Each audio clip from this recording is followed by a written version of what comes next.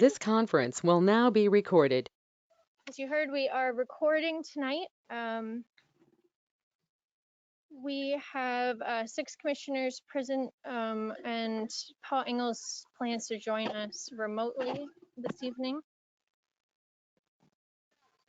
Can you hear me? Now, yeah, I think Okay. you need to pull it closer. Okay, I'm going to try to keep this really close. Okay, so welcome everyone. In the case of an emergency, you can leave out the back of the room through either exit and go either direction down the hallway to doors at the end of either side of the hallway. Are there any changes to the agenda? Paul? Not a change to the agenda, but one additional announcement. For those here in person, the room is T-coil enabled. So if you have a hearing aid that allows for T-coil and you're sitting in those seats, if you turn it to on for use of T-coil, then you will be able to hear through our system. Okay, so next is open to the public for items not related to the agenda. If you are participating remotely, you can turn your video on or audio on if you have something not related to the agenda. Okay, hearing none, we'll move on. Announcements and staff report. Anyone have announcements? Woo. Okay. Anything from the staff? Nope, I think we're good to go for tonight. Thank you. Okay, so item 4 is the public hearing on the draft amendments to the land development regulations, with multiple items listed under that are included in the draft. Do we need a motion to open that? We do, yes. I'll so movement to open the public hearing on draft amendments to the land development regulations. Second. Okay, any discussion? Okay, all in favor? Aye. Aye. Aye. Anyone opposed? Thank you, unanimous. Very good. So the public hearing is open, and we've received quite a number of written comments already that have been distributed around to the Planning Commission, and I am planning to read a list of them, and my email isn't loading, so it's going to be 1 second. Just to make sure that everyone can kind of verify that theirs has been received here. So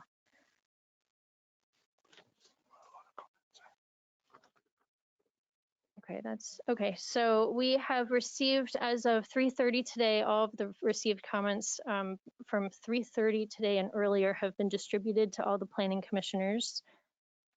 Those have been Donna Laban, Andrew Chalnick, Chris Shaw, John Bossange, the Affordable Housing Committee, Peter Plumeau, Betty Ellis, the South Burlington Land Trust, Jeff Pasco, Jackie Weinstock, David Weisgold, Julie Caldwell-Staub, Therese Donovan, Louise Harmond, Loretta Marriott, Tanya Kakardney, Nancy Helen, Krista and Andy Corin, Leslie Black Plumlow, Jerry Silverstein, Tracy Paramato, Joanne and Edmund Necrason, Sally Howe, Andrew Gill, Douglas Smith, Lynn Vera, Nancy Tracy, Vince Bolduck,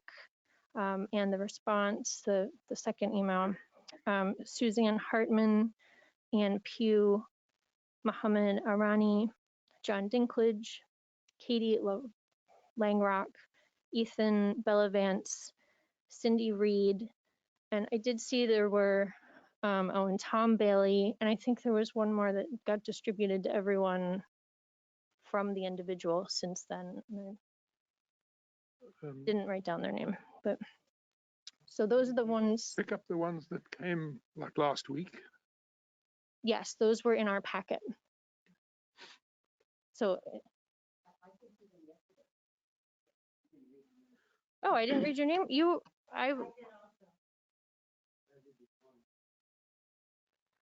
Okay. How many did you send, Roseanne? I read, Yeah, it was an we email. read hers. Yeah. Oh yeah, Roseanne, you were, for some reason you're not on the list, but it was distributed. It's noted. Who else? Sandy? Yeah, I Okay. got that one. Bernie and I got it, but the rest of the commission did not. So, and who else said that they submitted one? So you may want to verbally give some comment as well, because it sounds like it did not get. VNRCC? No. Okay, well, I guess that was good to read that list. Very good. We have, and Paul Engels, our other planning commission member, has joined us electronically and is participating through the GoToMeeting, in case anyone was wondering. Welcome, Thanks. Paul. Thank you. Very good. So we have opened the public hearing. And there's quite a few people who are in attendance. So normally what we do at our public hearings is try to keep to a time limit per person of about 2 minutes, just to make sure that everyone has a chance to speak and provide their comments. I'd like to initially prioritize the people who didn't submit a written comment, just to make sure that we're hearing kind of those new voices as an initial round of comments. So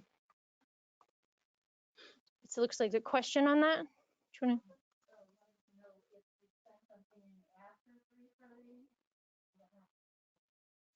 If you send something in after 3:30, we're not going to get a chance to read it now. But I will go back through my email and make sure that those comments are distributed to all the planning commissioners and wind up in the public record. So.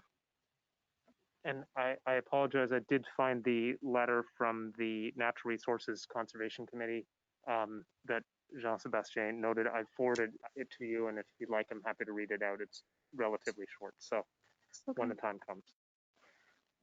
Okay. Well, and Jessica, I'm sorry, so to clarify, if anyone's letter did come in after and we didn't see it, they should also consider themselves able to speak first, right? Because we won't, if we make decisions tonight, we still won't have a chance to read what's in the public record. Yes, definitely. So if you did send something in and want us to hear it tonight, you're very welcome to give public testimony here. So as this is a hearing, this first part where people are giving comments, we're going to be listening and taking notes and not providing a lot of back and forth dialogue. We've had a lot of dialogue and have been answering questions along the way. So I think that, the hearing portion is really a chance to hear from you without a lot of back and forth debate. So I guess with that, any other questions up here on? Okay, so people will come, where would they go? They can either sit at the desk there or speak or stand at the podium. Okay, so whoever wants to go first, you're welcome. For the people in the room, you can choose to stand or sit and just keep yourselves coming on up. And for those who are remote, if you'd like to put something in the chat to say you'd like to speak, I'll keep a record of that, and I'll let Jessica know that you're interested in speaking. And if you're by telephone, Jessica will give the opportunity in a few minutes to to ask if there's anybody on the phone who would like to say something. Okay, any takers on first? Okay. And as you start, if you could identify yourselves and I think your address, that's helpful for the record. All right, good evening. I'll warm up the mic. My name is Matt Dransfield. I am a high school science teacher at South Burlington High School, and I am proud to introduce these three representatives from the high school green team. They became aware of the hearing and have prepared some thoughts around the possible opportunity for preserving open space here in South Burlington. With me, I have Sylvia Berkman, Sarah Bartlett, and Brianna Jarvis. Hello, my name is Sylvia Berkman, and I'm a senior at South Burlington High School. Thank you for the opportunity to share my thoughts. Could you bring the mic a little bit closer to your mouth just so that everybody can hear you? And is the green light on the mic? Okay. So Vermont is known for its natural beauty and abundant wildlife, and the way we use our land has a direct impact on that. These areas serve as habitats for plants and animals, helping to preserve wildlife, especially including essential Hang on a species. sec while Paul cranks up the volume a little. Or you could start over if you wanted. I'm sorry we interrupted you. This was the perils of the first person.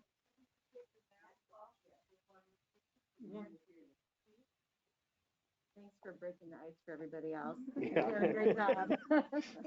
You get an A+ this class tomorrow. I think you can go. Okay, thank you.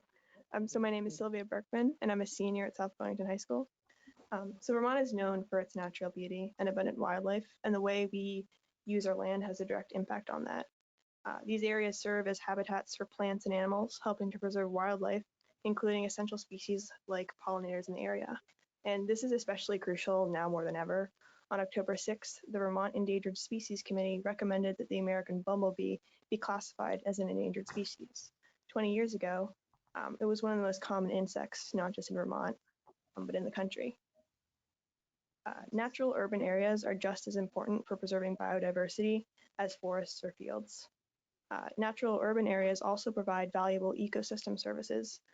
Tree canopies offer shade that helps cool the area, and as temperatures increase, trees in green areas are essential for avoiding urban heat islands where pavement absorbs heat from the sun.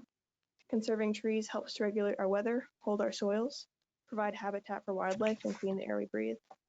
These areas also help deal with runoff entering the lake as plants absorb the phosphorus that causes algae blooms, some of which can produce dangerous toxins. Plants act as a buffer, ensuring the safety of nature and recreation. If we want to maintain Vermont's natural beauty and support the species that sustain it, protecting these conserved areas is a step in the right direction. Thank you. Thank you very much, Sylvia. Before I speak, Commissioners, can you hear okay? And No. the audience is I'm good. good in here, but in terms of ballot. No. I think if the speaker has the mic right in front of them, it'll be good. Hi, I'm Sarah Bartlett, a senior at South Burlington High School, and thank you for the opportunity to share my thoughts with you all today. I've lived in Vermont my whole life, and I love it, but we're going to have to make some significant changes to keep the beauty of Vermont intact. In order to meet this goal, preserving land is a must. If this is not acknowledged, urban sprawl will take a hold of South Burlington and we'll lose touch with the nature we have left.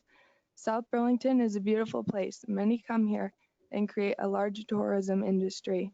Open land also plays a huge role in the health of Lake Champlain. Without it, any runoff will go straight into the lake and wreak havoc on its ecosystem. Further developing already developed areas would be beneficial not only to the wildlife it saves, but to us humans too. If everything is closer together in one place, it would be easier and quicker to get places with an added bonus of reducing our carbon footprint. Once again, I am so grateful to have this opportunity to talk to you, and I hope you are willing to take this step in saving our future. Thank you. Thank you, Sarah.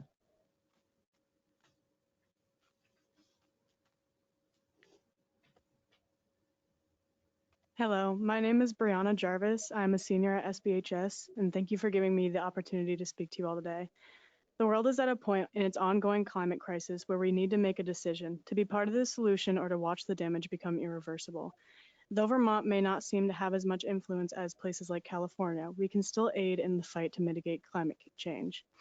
We must avoid the tragedy of the commons, where each place takes and takes from the environment, hoping the next person will take less, until the environment has nothing to give. We can be the start of taking less from the environment. With the speed of action and size of investment we are at now, Earth's atmosphere will warm to plus 3.25 degrees Celsius by 2100, which would cause catastrophic and permanent damage to the biosphere.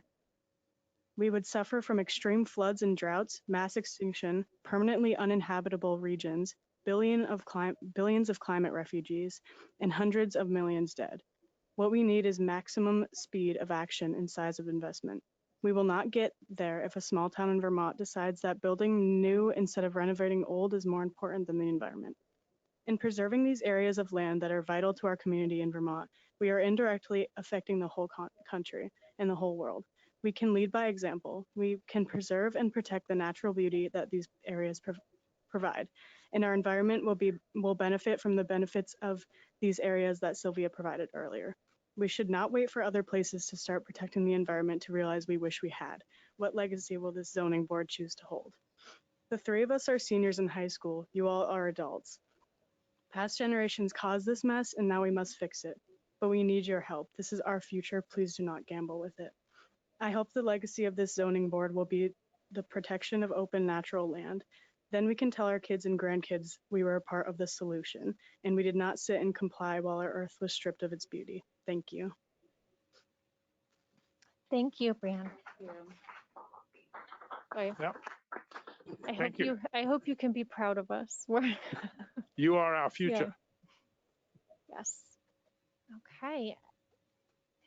Who's next, or should we move to some web participants?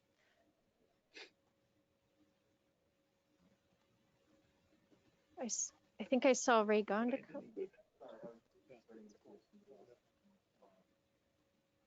Very good. Welcome.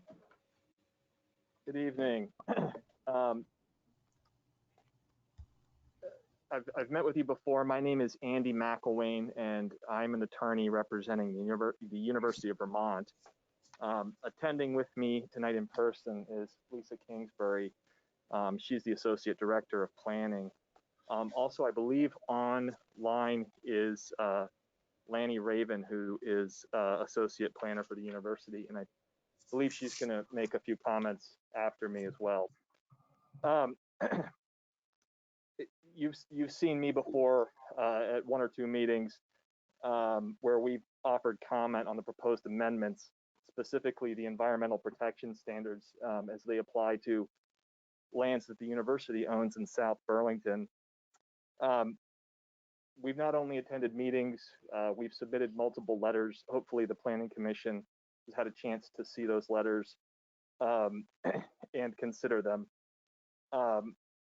And while I'd refer the Planning Commission to those letters and correspondence for the details regarding the university's questions and concerns about the proposed environmental protection standards, I do want to provide brief comment on a couple of really important legal issues that I'm not sure that the city has, or the Planning Commission or the city has so far addressed in response to the questions we've raised.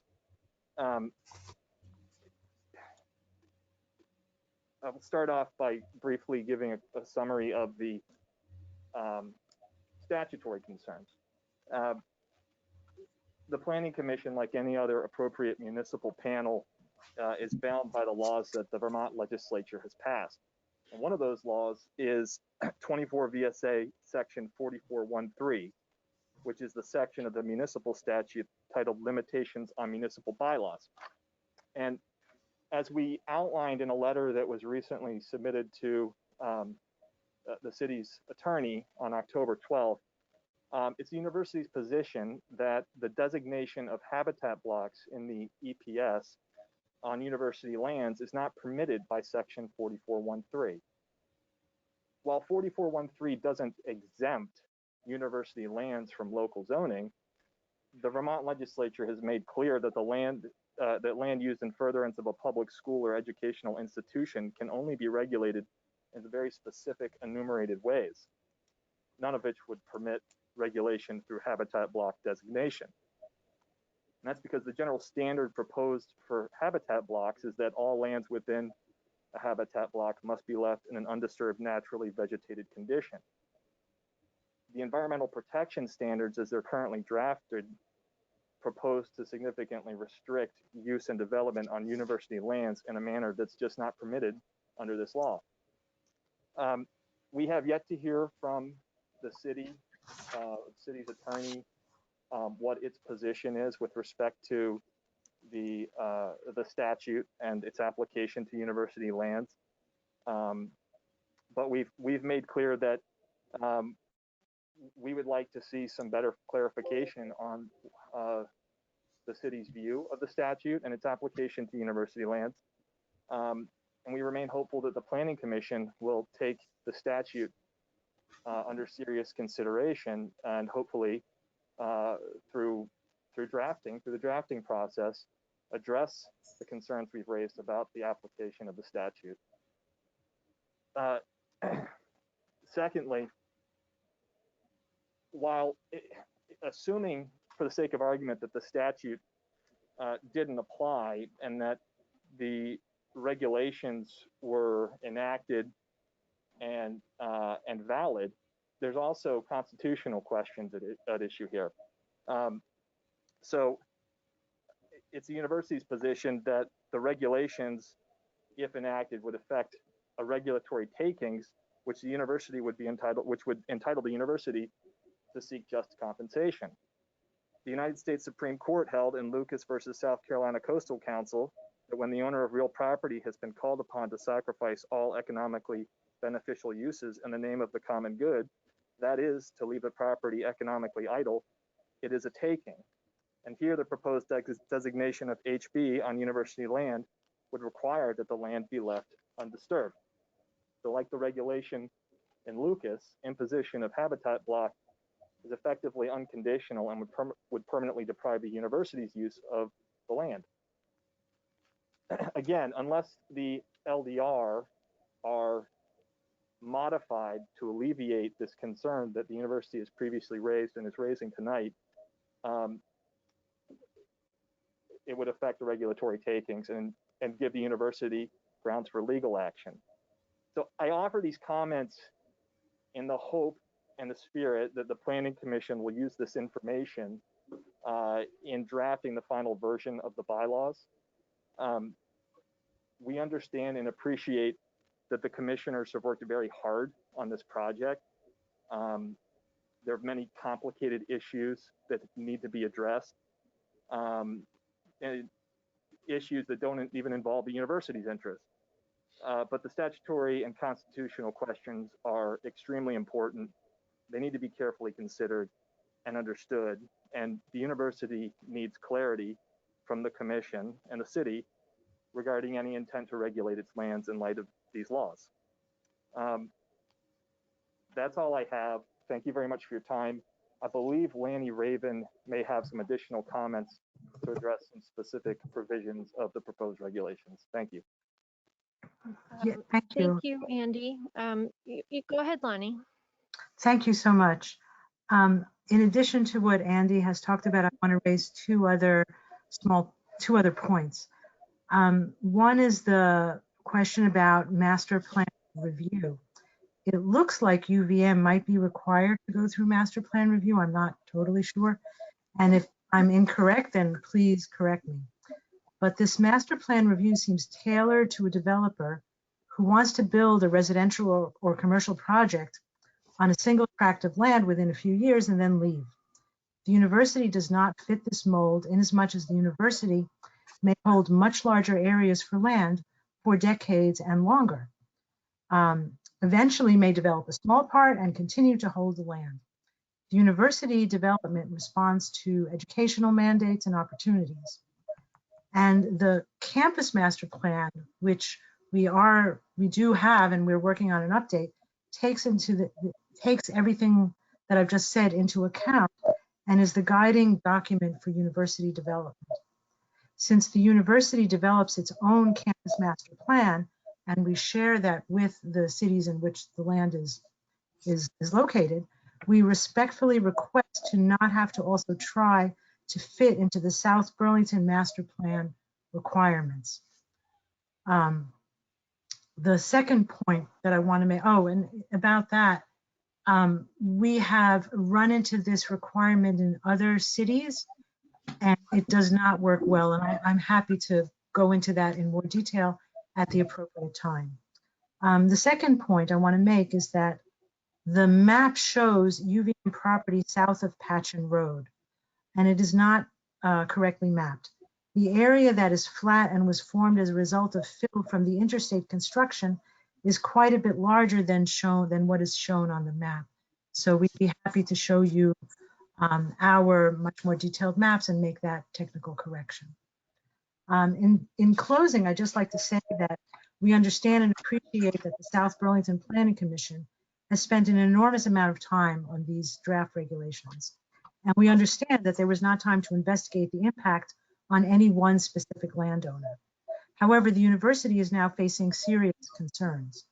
We believe that were there to be a dialogue regarding UVM issues, both UVM and the city would be able to find a mutually beneficial way forward. And we would welcome an opportunity to have a constructive conversation about these issues. Thank you very much. Very, very good. Thank you, Lonnie. Anyone in the room want to go? Come on up. Can I ask a question? Are we holding, if we have a question of clarification, should we ask it or should we just bring it up after? Because I know there's a lot of people and. I think if it's critical clarification, we can do it, but it'd be nice to really hear, really be taking things in. Go ahead. Good evening. My name is Mike Simoneau. I want to start out by thanking the planning commissioners for their considerable investment of time over the last couple of years, and offer that I believe that you're all applying yourself with best intentions and want to do what you can for the community, generate the best outcomes possible. There's often different opinions about how people go about doing that, but I do want to thank you and acknowledge your commitment and your sincerity with your efforts.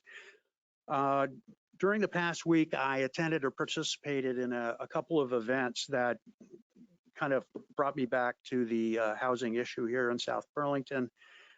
Saturday, I attended the Tech Jam, which was a really, dynamic event, and listened to a great speech that was offered by the two Beta Technologies owners.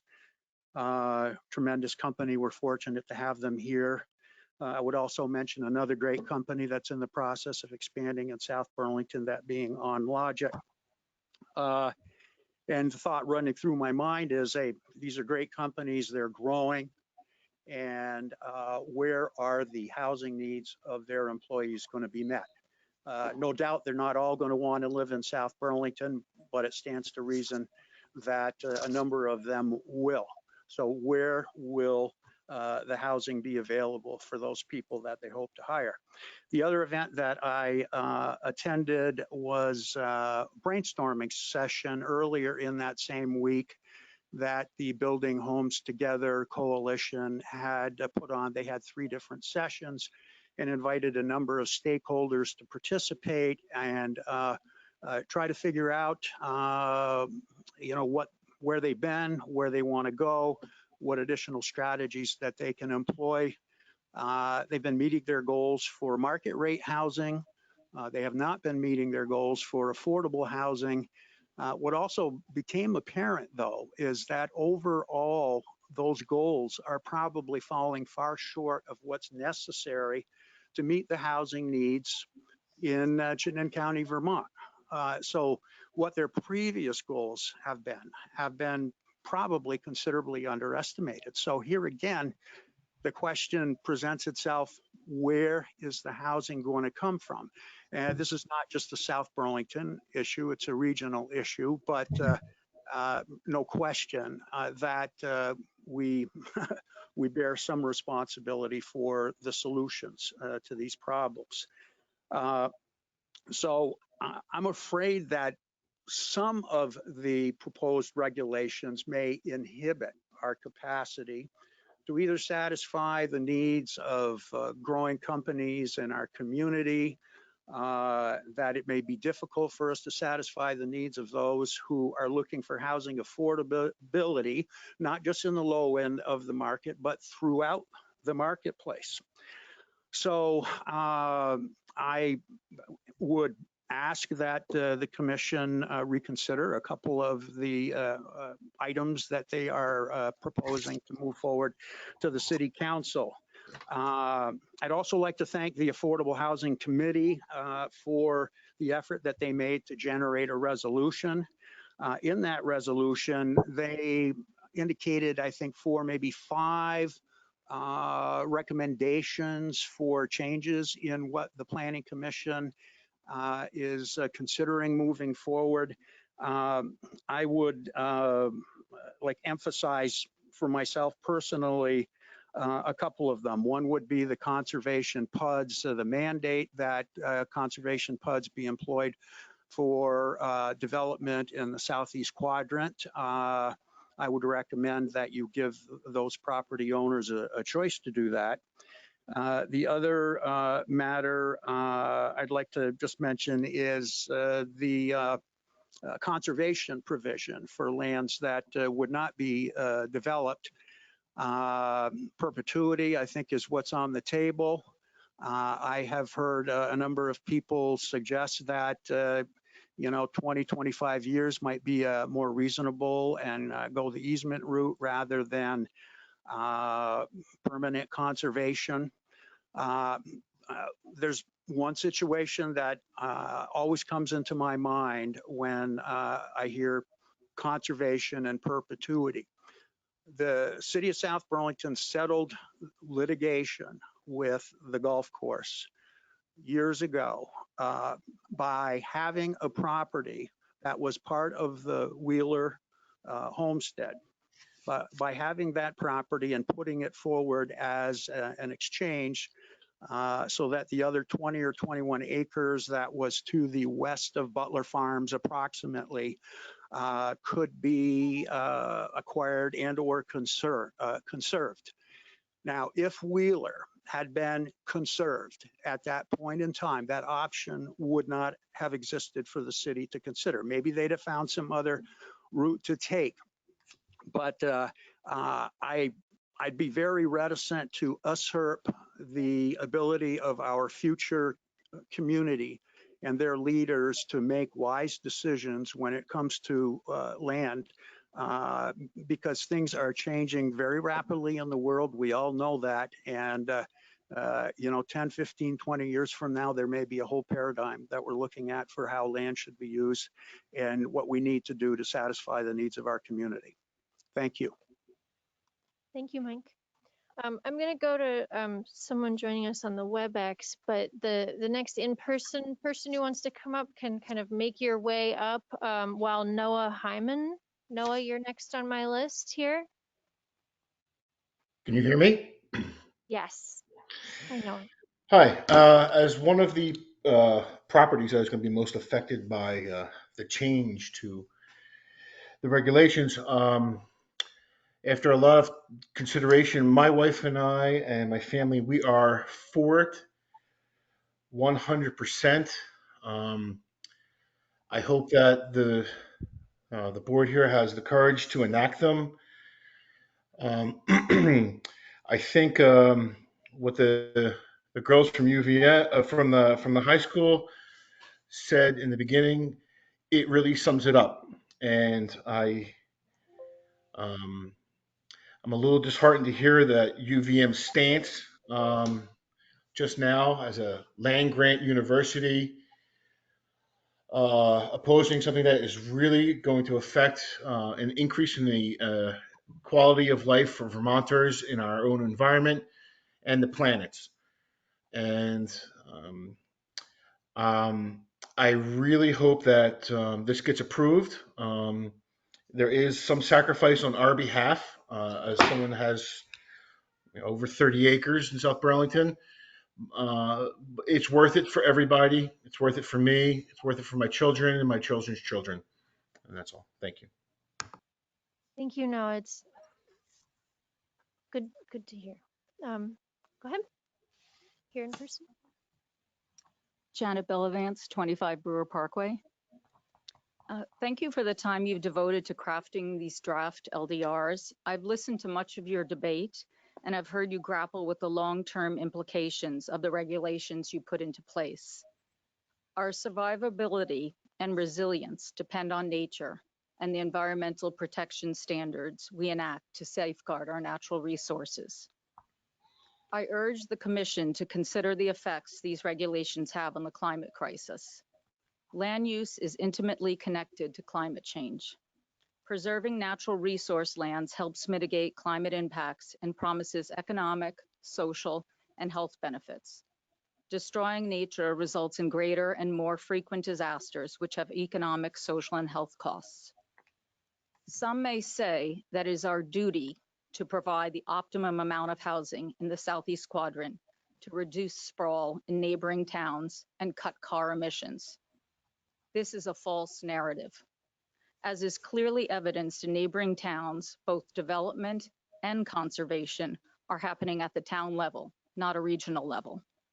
It is incumbent upon city officials to anticipate, protect, and ensure the quality of life for the residents for generations to come.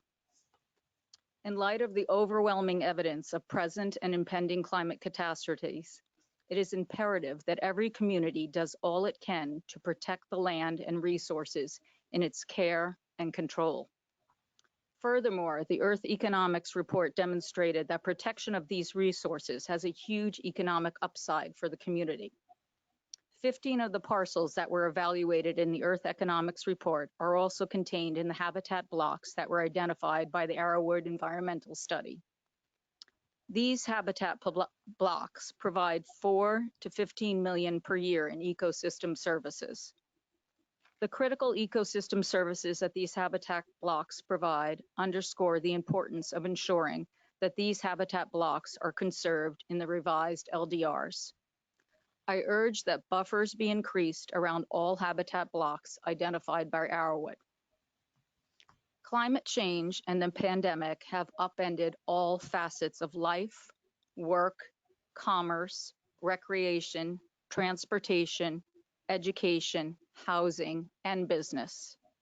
As a forward-thinking community, we should adopt development regulations which reflect and anticipate new realities, rather than follow the old, outdated playbook. Chapter 12 of the Land Development Regulations is devoted to environmental protection. This chapter promises protection of our natural resources. We have the power to safeguard our natural resources and better coexist in our natural world. Hopefully, we have the will to do so as well. Thank you. Thank you, Janet.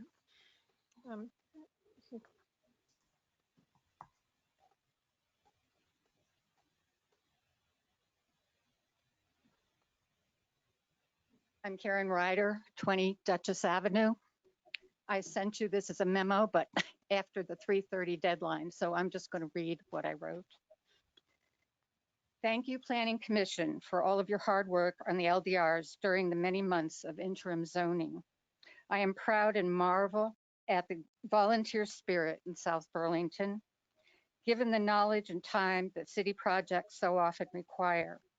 Your job was one of the most difficult and time-consuming, and you are to be commended. I am well aware of the tug of war between proponents of affordable housing and land conservation. I personally believe both can be achieved if we adhere to the many of the recommendations being made by climate and climate-conscious housing professionals. Our LDR should be written with those recommendations in mind as we are hurtling to a crisis point in both. Many of the draft LDRs address these, but to my mind, some seem to nullify climate concerns. Specifically, I ask, why are the LDRs spelling out a minimum density per acre in the PUDs? There should be no prescribed minimum. Additionally, it was clear in the Arrowwood report that sufficient buffers around habitat blocks are necessary for wildlife and plant life to thrive. Yet some of these have been deleted in opposition to a report the city itself requested and the report demanded or recommended. Another diminished buffer to a wetland seems to be created specifically for the benefit of one landowner, especially in this critical time, which puts South Burlington children, of which many of us have, at risk from climate change risk. We need to take every opportunity to mitigate that risk in our own city. We have unused buildings, empty parking lots, and a city center created to provide affordable housing in South Burlington that will reduce construction costs, travel, and increase access to necessary services. I am asking that you make some revisions to the LDRs and view them through this lens. Thank you. Thank you, Karen. So we'll take Catherine Boyk, who's joining us remotely. Catherine, I'm sorry Hi to there. everyone who I'm getting lots of people's names wrong. I should have apologized for that list I read earlier immediately. So go ahead, Catherine. My name is Catherine Boyk. I'm on the Natural Resources and Conservation Committee. I have a few additional suggestions along with what the committee has already submitted. These are focused on Section 12 on the environmental protection standards, and I think some additions and clarifications can further strengthen this section. The committee requested that in Section 12.1D that the Natural Resources and Conservation Committee be included, as well as the Development Review Board, in reviewing any development that may encroach on a natural resource area. In the sections on habitat blocks, habitat connectors, wetlands, and river corridors, I would like to see environmental restoration projects included as an exempt activity. My reason for this, there is state and federal funding available through agencies like the EPA and the Natural Resources Conservation Service, NRCS, that can be used for restoration projects on both private and public lands. And in order to receive this funding, projects undergo very thorough reviews by experts in the field. So I feel that these projects don't need further review by the NRCC or the Development Review Board. I would also like to note that restoration projects may involve the removal of native species, and I feel that this should be allowed. In places where a single species of plant has come to dominate, it's beneficial to remove native plants in order to replant with a greater diversity of species, which results in improved ecosystem services and higher habitat quality. This can also be the case for wetlands and grasslands. The removal of trees will keep that area in like a natural wetland or grassland state rather than allowing it to become forest. Having grasslands in particular has been a focus in a number of conversations in South Burlington as grassland birds are greatly declining across the state of Vermont. And the section on wetlands, it says that invasive species can be removed by hand. I would like to see clarification on whether chemical agents would ever be allowed to be used. They can be more effective if used properly for certain invasive species removal. I'm just interested whether this would be reviewed on a case-by-case basis or if it's prohibited entirely. I would also like to note that I believe there's a formatting issue in section 12.7 on rivers. Under item G number 3, there's a sentence about replacing septic systems. I think that line was supposed to be labeled as item C, but as it is, it's just kind of floating there. So if that's just a typo, I'd like you to be aware of it so you can fix it before this becomes adopted. As many have said, thank you for your work. This is really quite an impressive document that you've put together. And I hope that it can be successful for the city and the community. Thank you, Catherine. Are you?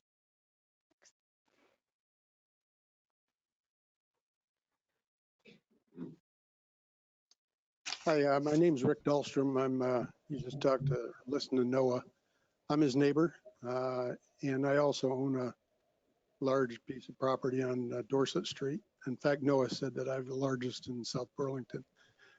I bought the property fairly recently, and the rules back then, only a few months ago, were that I could build a house next to mine for my son and my grandkids. Your proposal to make, back it up a little bit, the NRP was drawn after the house that I live in now was built in '67. And I was basing my purchase on that NRP and the ability to build where I now live. And again, I put in my son's house. The proposed NRP now goes through my entire property, basically all the way to Dorset Street. I live probably 1,000 feet from the stream, which is at the east end of my property. And I don't want to sound like I'm just one person that is opposing this. It's just that changing the rules midstream, I don't know if I didn't get a chance to read your document. Maybe you have some grandfather clauses in there. But again, I started the game, and it feels like that right now you're kind of changing the rules at halftime, and it's making things a little difficult to inquire as to what your purpose is.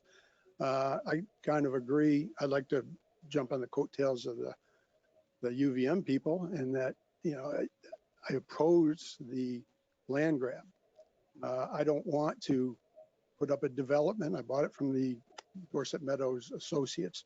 They wanted to put in 150 units. I have absolutely no intention of doing that. I don't want a big development in front of my house. I like to sit on my patio, looking out at the meadow, watching for deer. I like that. But I also want to build a house for my son and grandkids. And again, the purpose of your, why you want to build NRP all the way through my property, I don't understand that. That's all. Thanks for your time. Right, thank you, Rick. We can go to Ray Gonda joining online. Jessica, I missed that person's name. Rick Dalstrom was his name. Thank you. Or is his name? He's still here. Ray, you can go ahead. Okay, thank you. My name is Ray Gonda. I'm from South Burlington. I've testified in front of you folks a considerable number of times by now. I know most of you each personally in one way or another. And I just want to express my appreciation for the amount of effort and work you've put into this week after week, year after year. That's a huge effort. So understand that I do appreciate that. However, when I step back from all the details in the proposal meaning the proposed LDRs, I keep seeing the idea of balance between various interests appear. That seems to be consistent throughout all the meetings, at least most of the meetings I've seen, and certainly what I read in the press, in the media, arguments on both sides. That balance always comes into play, and that bothers me quite a bit, because I believe that idea of balance is a red herring. I believe it's a false argument.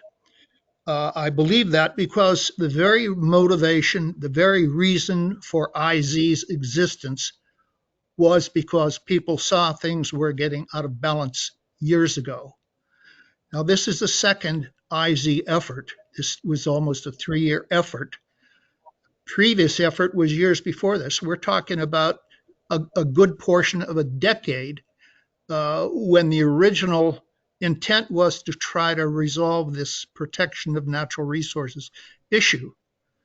So I don't perceive us as being, seeking balance. I think that happened a long time ago. I think many people recognize that development has gone a little too far in this city, and it's clear that it's going to go further, given what's in the pipeline right now. I believe the PC, the Planning Commission, being in the basically publicly visible fishbowl that you have to operate in, and people watching on both sides, watching your every move, makes it a difficult job. But unfortunately, I think that you've gone off the tracks, given the initial motivation for IZ to begin with. And in particular, I think you've gone off tracks with regard to the minimum 4 units per acre proposal. That's going to completely change the character, certainly of the southeast quadrant, perhaps other places in the city also.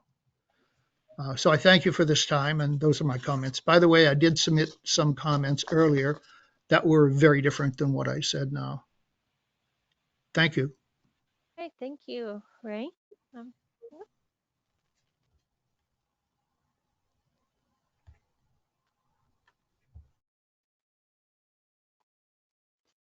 Hello, I'm Jean-Sébastien Cholot. I'm from the NRCC. I'm the chair. And I just want to give us some comments about the new LDRs that you guys put together, the draft.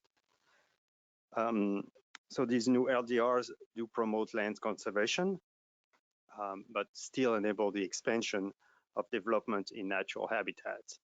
And they also increase the city's impact on our environment and go against the climate change resolution that was taken recently by the city council, was approved recently. Why is that? By extending the commute to the center of activity of the city, we of course increase emissions because most people use cars. There's an increase, of course, of the impervious surfaces that are the roads, the sidewalks, the driveways, and promote more pollution of the waters of Vermont. Of course, building houses removes trees, so there is the reduction of the carbon sequestration potential that we have today in the tree canopy in those locations, and the reduction of the habitat of the wildlife. So those things, taking in account, I recommend some actions. As were discussed earlier, increasing the involvement of the NRCC in development plans, especially the one with exemption. There is quite a few exemptions in Chapter 12, and we think the NRCC should be involved in the review of those. To promote the unbiased assessment of impact, use a vendor that is selected by the city, not by the developers, to measure the effects of those exemptions on the conservation on the area. Include environmental restoration projects, maintain wetland and streams should be authorized and included in that LDRs. And again, something that is maybe not really addressed, but regain natural areas. As we talk about regaining development over natural areas, try to think the opposite, how we can regain natural areas on already developed areas not in use. Abandoned industrial, commercial, or residential structure should be reviewed and maybe put back into what's considered natural areas. In conclusion, the new LDRs are an improvement to what we have today, so that's great for the protection. But still behind there's the mindset of that led us where we are today when it comes to environmental problems we have, is to develop over natural area and increase pollution. In order to reverse that move and reverse the global warming, we need to change this mindset and maybe think the other way, how to regain natural areas. That's it. Thank you. Very, very good. Thank you. We can take Jeff Nick joining us online. Yes, hi, can you hear me? Yes, thank you, Jeff. Okay. Thanks for this opportunity. I think you all know I'm a partner in the property known as the Hill Farm along Route 116 and the Interstate. I can tell you I do business around the state of Vermont, and if approved, these LDRs will probably be the most restrictive in the state of Vermont. But that aside, a couple of things have been missed or maybe ignored along the way, and I pointed this out before in terms of the regional plan. The Chittenden County Regional Plan calls for specifically the Hill Farm to be an employment zoning, and they call out within the existing sewer district. So they're recognizing that there's going to be future growth and the need to keep the growth in this growth center, according, South Burlington and Burlington are the growth center at Chittenden County in Vermont, to keep the employment base there. On their future land use map, it calls out an enterprise zone for the Hill Farm and its surrounding area. And the city's own future land use map in the comprehensive plan, map 11, calls out for a significant part of our property to be medium to higher debt intensity, principally non-residential uses. Then it goes on to suggest medium intensity mixed use to residential, and in the lower part residential. So, these LDRs as they're currently configured don't allow for the exact growth that you call for in your city plan. Throughout Chittenden County, there's a real lack of prime land for future land growth. And, the unintended consequences of strict land use controls and limiting growth in your sewer district is going to eventually end up, the growth will leapfrog over. And we've already seen many examples of this, with growth going way out into Essex and Heinsberg and beyond, because people can't find land to grow their businesses within. So and this is really going to cause greater commuting distances when you have an opportunity to have an area that could, quite frankly, end up with a kind of a live-work environment where people could choose to live right close to their job. And finally, I'll point out, and I've asked this question a number of times with these habitat blocks, why are you encouraging habitat along the interstate corridor? And never really got an answer, but I just Googled habitat blocks along the highways, and it evidently pops up. It's, readily available information that habitat's greatly diminished along major highways. So again, it seems like you're limiting growth in an area where habitat doesn't really exist. And I think you'd be wise to allow applicants to bring in their own analysis in terms of habitat. I think it's only fair, because your consultant really and admitted that they really took a high level view and there were no boots on the ground to really analyze habitat. So I hope you reconsider that one. So I appreciate your time. Thanks for your efforts, everybody. Thanks. Thanks, Jeff. Anyone in the room? We have some.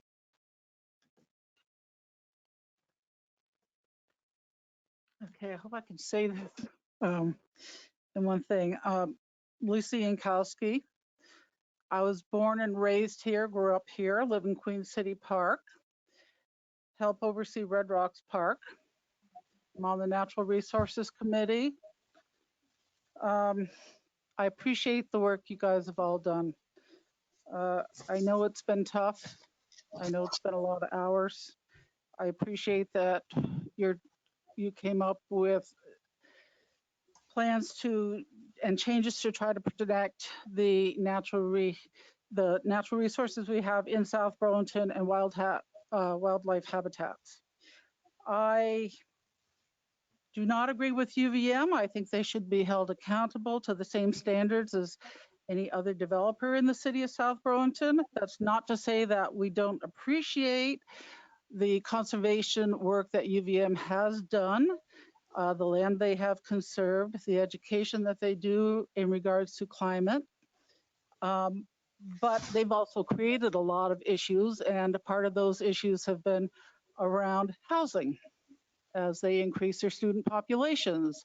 And as these student populations insist on having cars and vehicles, which are creating a lot more pollution for us. There's been a lot of changes in South Burlington. Some of them are good, some of them are bad. I had one developer ask me one time at a DRB meeting, he says, do people like you come to these meetings to cause trouble? I said, Lance, I said, people like me come to these meetings because you guys don't always do it right. I shudder every time I see in magazines what a wonderful place Vermont is to live in, how great the Burlington area is, South Burlington. I cheered on the letter to the editor in the other paper that came out last week on the woman who was saying that she had considered moving to Vermont and then changed her mind because of our hunting laws. I was like, yes, one more person not coming here. I know it's a terrible thing to say. Everybody's going to say, oh, what an awful person. I'm a Scorpio. I don't care. The only time I have nightmares when I sleep at night is having to do with Red Rocks getting developed. And I see the trees being knocked down. Red Rocks is a saved area, but that nightmare is still there. So I think that whatever we can do to preserve what open spaces we have, we need to. We need to for our environment. We need it for the future. We need it for people who are born here, they grow up here, they live here, they work here. Yes, we need jobs. Yes, we've had big corporations come in, and a lot of those corporations have gone away. And that's in regards to the gentleman who was talking about the developing along the highway. So this is a tough job. It's a tough decision you've got. I thank you for your work, and you're doing a good job. Thank you, Lisa. We have Roy Van Wart joining us online. Sorry, that's my poor writing. That's K Van Wert. Oh goodness, look at that. I thought it was more. Chicken scratch. That's my Hey, fault. I'm sorry. No problem. The name is unique. I figured it was probably me. Echoing much of what's been said already, thanks to the planning folks for putting this much effort into it. It's really tough work. At the risk of restating the obvious, natural resources benefit all of us. Clean air, clean water, mental health, recreation, been more evident than ever in these pandemic times. And conversely, sprawl is detrimental. It's economically, environmentally, aesthetically detrimental.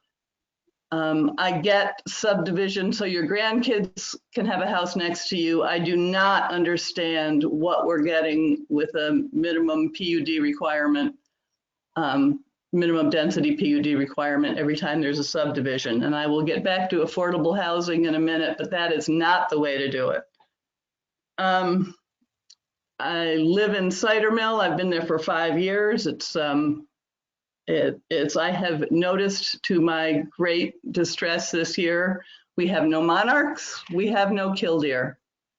The shrublands that used to host these animals are being mowed. They're supposed to be wildlife corridors. They're being mowed by the association maintenance companies.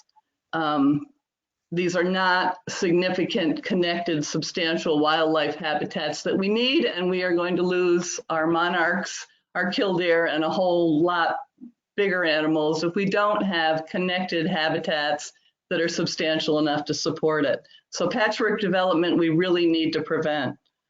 I think everybody knows that, but I'm just going to reiterate it. I've seen it in the 5 years I've been in that development.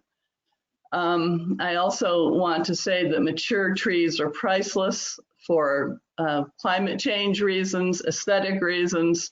We need to give great weight to requiring development around mature trees. I agree with what folks have said about UVM. That is a public college, it's a land grant college, it's a public benefit, and they have a responsibility. And finally, I really want to talk about affordable housing, because I think that development of natural areas is not the solution to affordable housing. We keep trying, I don't know why this isn't working, there we go.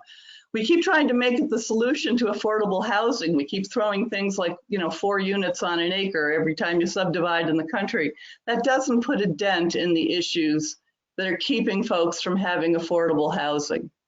Not only does development of natural areas for affordable housing or encouraging it not make any sense from a natural resources point of view, it doesn't make any sense because it contributes to abandoning our inner cities. It contributes cheaper to develop land that hasn't been developed before, but it contributes to the detriment of our already developed areas because they tend to get abandoned, they tend to go downhill.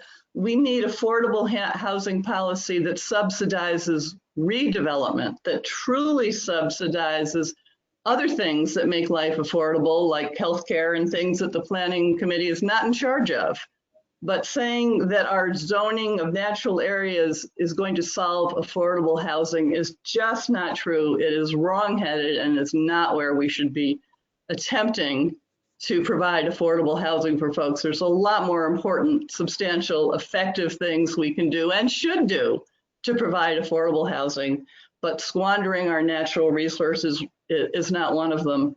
I was recently watching a public television Rick Steves in some country in Europe, and I realized one major aesthetic difference in the US is we abandon what we didn't like that we developed 20 years ago, and then we go take fresh land and pave it over.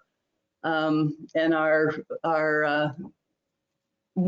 more experienced civilizations have redeveloped what they've already developed, which has led to much more vibrant economic, aesthetic, affordable environments than paving over nature. So I would encourage the city, which isn't the planning committee's department, but I would encourage the city to do real steps for affordable housing, and paving over our few natural areas is not one of them. So thank you for your time. Thank you, Kay. Anyone else in the room? Yeah, come on up.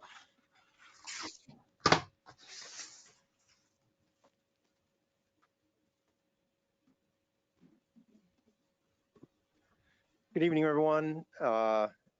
Alan Strong, South Burlington resident on Sebring Road. And I'll also say I really appreciate all your work. I was sort of involved tangentially in interim zoning as the chair of the Interim Zoning Open Space Committee, and we met at least once a month, if not more, for about a year. So I totally understand what you're going through here, and I appreciate all the work that's gone into this. I think mostly I'd like to reiterate on a few comments that have been made already. In particular, knowing that we we start with a fragmented landscape in South Burlington, that we don't have that much connectivity. I'm really strongly in favor of protection of the habitat blocks that were noted by Arrowwood. And as the last speaker just pointed out, a lot of those surrounding habitats, those supporting habitats, are those areas that have the shrublands and the grasslands, which support so many rare and declining species of wildlife in Vermont. So they're really important, not only to help improve and buffer those habitat blocks, but also important for wildlife habitat. As another speaker pointed out, we did kind of a off the, sort of back of the envelope analysis of those habitat blocks. 15 of those habitat blocks were in the Earth Economics report that looked at some of those open space parcels, and 15 of those habitat blocks are providing substantial ecosystem services for the city of South Burlington to the tune of $4 to $15 million per year. And I think that's really important to think about. I mean, we know there's carbon sequestration and air purification, stormwater runoff mitigation. And I think the bridge over Muddy Brook on Kimball Avenue is just such a great example of that, because the city has gotten a substantial amount of money in grants, I think something like 1.5 million, but it's still going to cost $3 million. And those ecosystem services are directly what are the things that are going to be helping us minimize those costs of future infrastructure improvements that we're going to have to make as we have more severe weather, greater rainfall, greater runoff, issues with impervious surfaces leading to more and more issues around our impaired waterways. The last thing that I wanted to say is we got some data from planning and zoning, and there are currently 1,290 new homes that have had some sort of approval, at least preliminary approval in South Burlington. And 26% of those are in the southeast quadrant, which I think in that case is notable. But interesting to think about, if you look at the census data for South Burlington over the last 10 years, we've had about 13% population growth. And if we had one person move into each one of those 1,290 houses, that would be roughly half of that, about 6% population growth. If two people moved into those houses, you would literally have the same amount of population growth South Burlington has in the last decade. So we're clearly setting ourselves up for significant population growth, which is going to exacerbate all of those issues around the environment and environmental quality and challenges to our environment to mitigate climate change. So again, thanks so much for your work and appreciate your time. Thanks, Alan. We can go with Nolan Smith joining us online, and then whoever wants to go next can just kind of come closer if you want, Sarah. Go ahead, Nolan. We can't hear you. It doesn't say you're muted, but. Hello, guys. Thank you for your time. Can you hear me? Yes, thank you. I'm a college student, a resident here of about 15 years. Took environmental studies. Yeah, grew up here, enjoying these habitat wildlife corridors. I'd just like to say, not too specifically, but the direction of where we're taking our town, our city.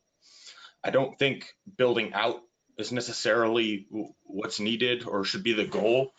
So I think I'm pretty against requirements for more housing units. I think building up is environmentally, economically, socially the right thing to do. I think building out more development wouldn't help our town, wouldn't help our children, wouldn't help wildlife. I don't object to development. I just think if you look at the city center and all the development that's gone on there, library, proposing moving the city hall, all of that. I think building up is a good solution. And I think we should protect our wildlife corridors, the Great Swamp, all of that. If we hire experts to analyze the environmental impacts of development, and they identify key spaces, then I think developing those spaces, that's just a sadness and a waste.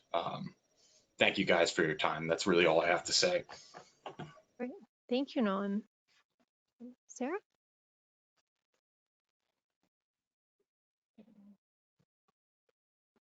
I'm Sarah Dopp from the South Burlington Land Trust, almost a lifelong resident of South Burlington. We moved here when I was 4, which, as you can see, was a long time ago.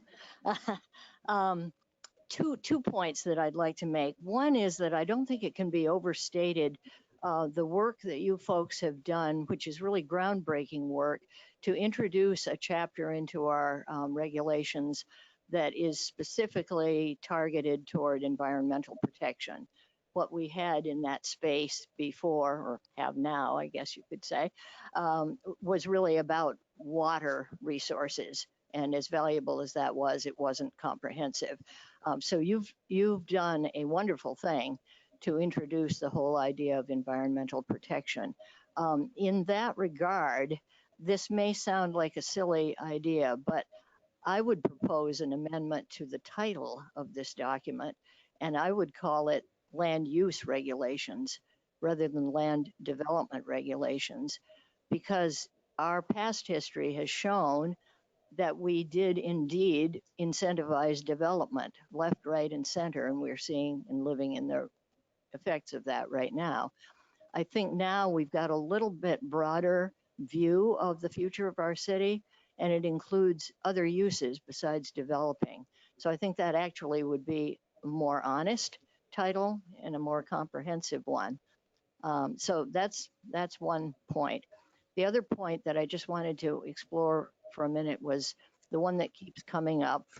It's come up tonight, and that is that if somehow we sacrifice our whole city to wall-to-wall development, it will in some way magically protect the towns and municipalities outside the central ring of Chittenden County. I just don't believe that's true, and I think we've seen it all over the country play out in a different way. And interestingly enough, I got to thinking about this, and I think city center is in a way a little microcosm of the point I'm trying to make. 10, 15, maybe more years ago, the South Burlington Land Trust, some people kind of stood back and said, why are you taking this stance? But we did take the stance that we thought the city center was a good idea. And one of the reasons for that was that we believed that a lot of development that did need to take place, including affordable housing, could be concentrated kind of in the central part of the city, creating a community central space for meetups and a large, we talked about a big park, a couple of acres. I don't know what's happened to that, but I hope that's not gone. And that we'd have some of our central services here. And here we are in this beautiful space, enjoying this new municipal building and library. It's fantastic. And a whole lot of wonderful affordable housing has gone up and is still planned, and that's great. But kind of the implicit promise in all of that was we will be able to centralize the development portion and thereby protect to some degree the outer areas of the city for natural resources. And we can see that already the insatiable appetite for more land has outstripped our dreams about city center kind of taking care of that. The last thing I'll just say is that I think every municipality needs open space, even New York City. And fortunately, there were some farsighted people many, many years ago that set that Central Park and other park areas aside. We need to have that kind of view now. We're talking about many, many hundreds of years, we hope, into the future in a world that is degrading while we speak. So we have a real responsibility to save maybe not every bit of it, but the vast majority of the few natural lands that we still have. We can still do affordable housing in the right places, and we should, and it's needed. Thank you. Thank you, Sarah. Anyone else? I think everyone on my list from online has already had some comments, so I'm gonna keep going with people in the room who've had no sure, go ahead.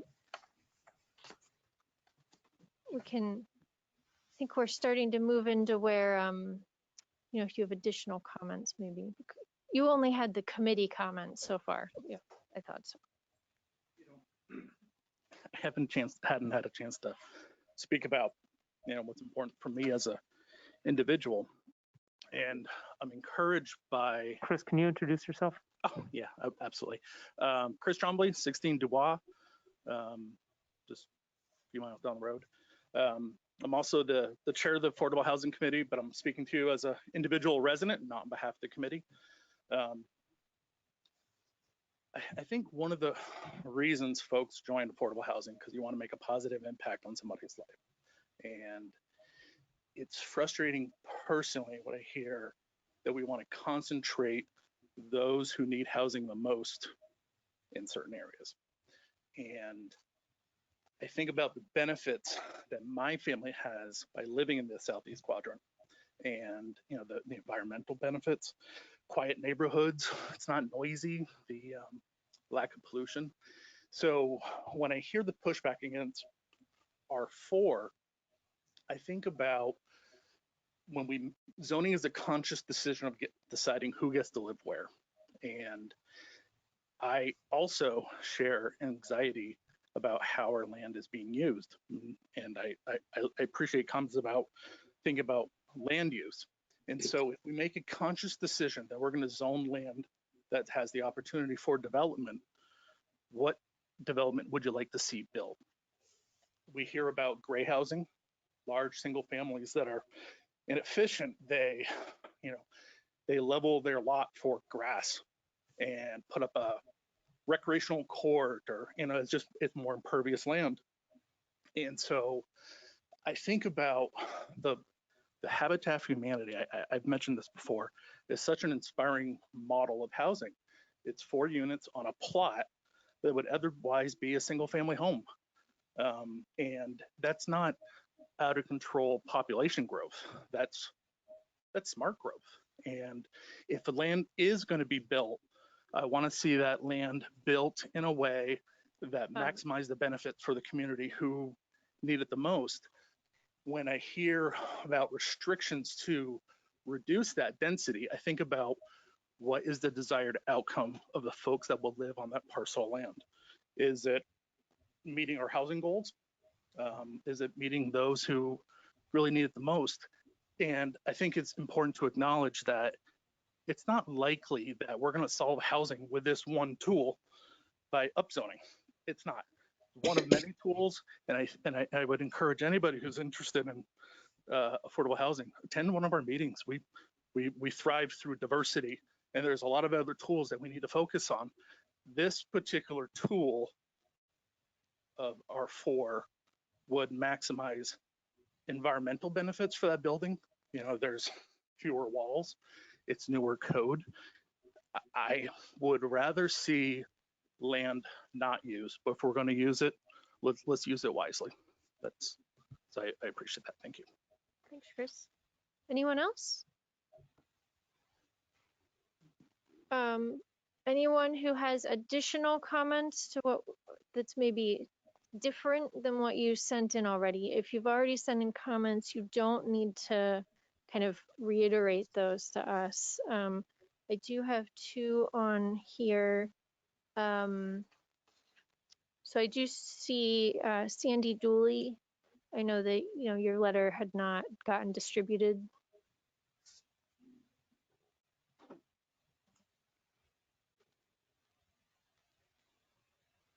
This is actually not what was in my letter. Sandy Dooley, I've lived on East Terrace for almost 50 years. I want to thank you for all your diligent and dedicated work on these regulations. And I also want to say that I endorse the proposed regulations in Article 12. And I don't, at least from on my part, I don't see the support for protecting natural resources as in any way opposed to the desire to provide housing throughout the city in a responsible and thoughtful way, and housing that provides opportunities for people across the income spectrum throughout the city. Certainly the number, not allowed enough, the number of houses for people of different levels of income will vary from neighborhood to neighborhood, but it would be nice to have variety in all neighborhoods. I want to comment a little bit about what I understand is the rationale for the R4 density requirement. For those who maybe aren't aware, I'm talking about the audience or listening, the conservation PUD provides sort of as an offset to the fact that you're being asked to preserve 70% of your parcel, less hazards, that your 30% that you can develop, and remember a conservation PUD is not 100% conservation. You can use your base zoning for the whole parcel to determine the number of units you can build. So if you have a 10-acre parcel, we'll forget about this hazards, and 7 acres are going to be conserved, the offset for that happening is that you can build, if the base zoning is 1.2 units per acre, which is the current zoning in the southeast quadrant, 12 units.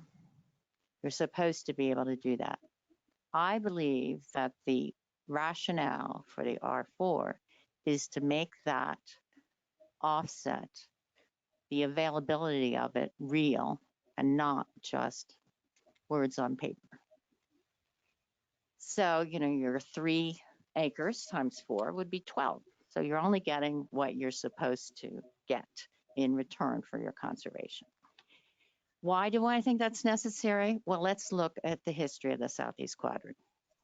The Southeast Quadrant has the base density of 1.2 acres, but that was to include all the acres in the Southeast Quadrant.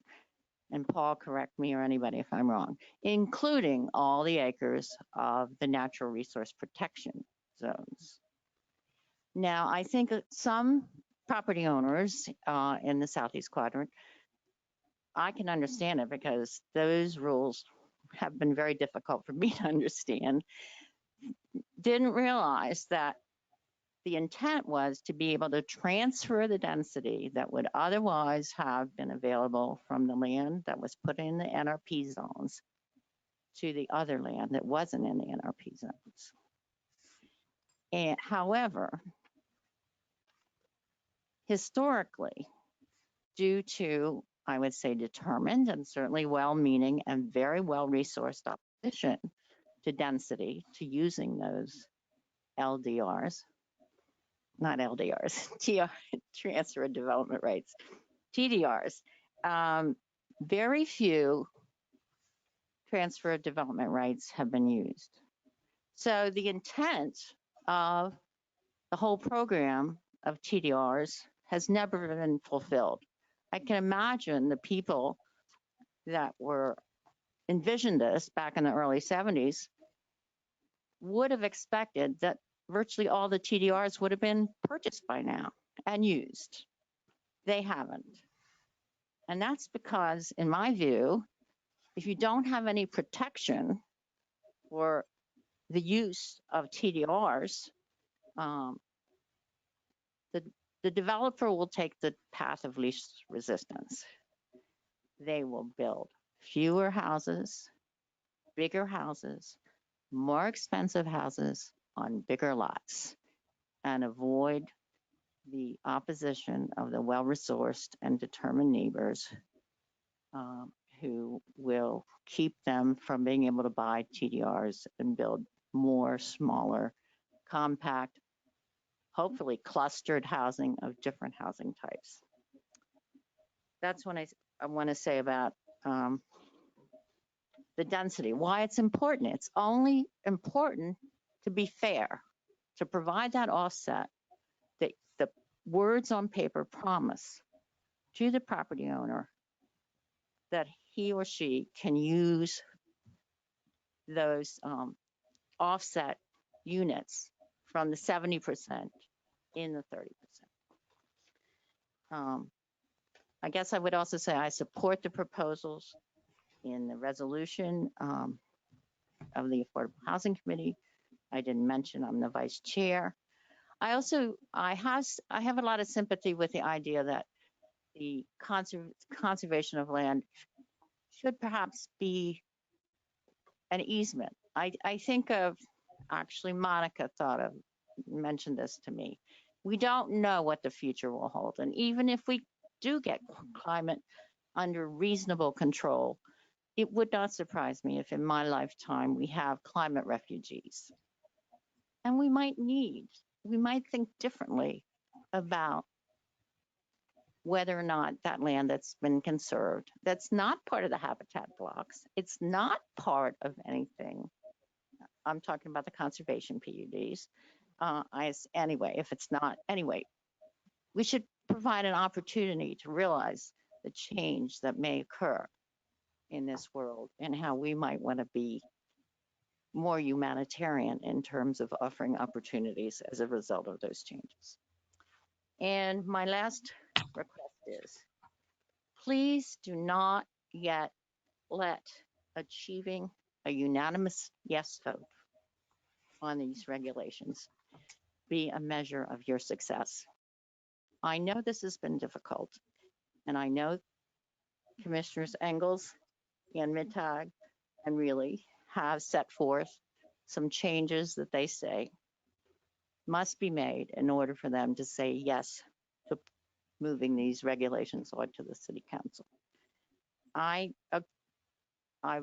urge you to use individually your best judgment about what is the best for the city in terms of these rules, and not cast aside your judgment in that regard in order to achieve a unanimous vote. I generally am a strong supporter of consensus, but only if the outcome promotes the common good. And I do not believe that the conditions that the three minority commissioners have set forth promote the common good.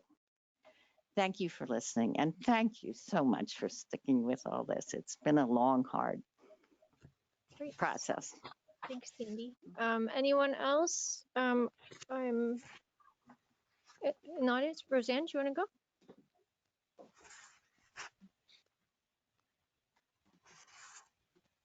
go? My name is Roseanne Greco. I'm only a resident of South Burlington for 14 years.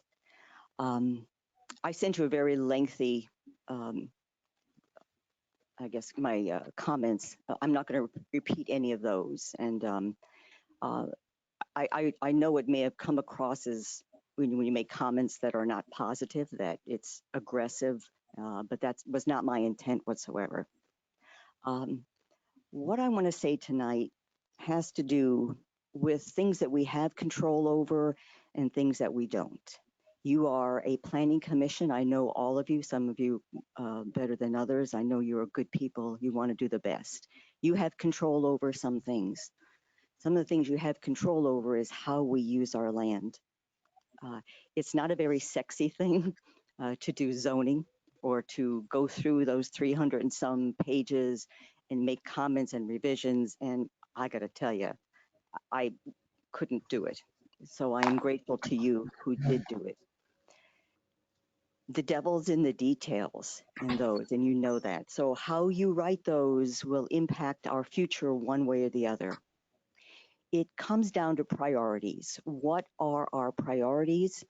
And are we thinking long term? Too often in my generation, I'm taking responsibility for the damage that I have done in my lifetime and my generation has done to our planet. There's not much I can do to undo it, but we can certainly try not to make it worse. And how we use our land is a way of not making it worse. There are certain things we cannot control. We cannot control nature. We cannot decide where the natural resources are. We cannot decide where the waterways are, where the animals go. We can't tell them, go here, go there. Those are things beyond our control, but the thing we can do is we can protect it. We can build housing just about anywhere, but you can't build a tree anywhere. So I'm asking you to think long-term and to think about what are our priorities? What do we value? What natural resources give to us both environmentally and economically that are on the verge of being destroyed for a higher priority? I don't know what a higher priority would be than the survival of our species, clean air, clean water, a sufficient water, eco-diversity, where we have wildlife, insects, birds. As somebody mentioned earlier, you cannot read anything these days without hearing about what is happening to our planet, species going extinct. You know, what was it, 1 million acres burned down in California. Other parts of the area have drought. It's coming toward us. All we have to protect ourselves are our natural resources. They're on our side. But if we don't protect them, then we're going to suffer the fate of other places that have decimated their natural environment and have now no resilience to manage waters and floods and fires, insect infections and such. So I know you're good people. I know you're thinking of your future, your children, your grandchildren. Think about the natural resources that are in your hands. You can protect them, or you can allow them to be paved over. Thank you. Thank you, Roseanne. So we have Donna Laban. You had some additional comments joining us online? Yes, can you hear me? Yes, we can, Donna. Thanks. Excellent. Thank you. Well, Sandy Dooley did a beautiful job in detailing some of the issues about developing along with conserved land, and she did that so well. I'm not going to talk to that very much, just to say that I've lived in South Burlington now for 29 years at the Village at Dorset Park. And, and I always have to applaud this development as ahead of its time. And when people say, oh, 4 units per acre, that's so dense. And I think, no, it's actually perfect. That's exactly, it's about what Village at Dorset Park is. It's about 4 units per acre here. And it allows for nice small yards, but nice yards, a little bit of private space, single family and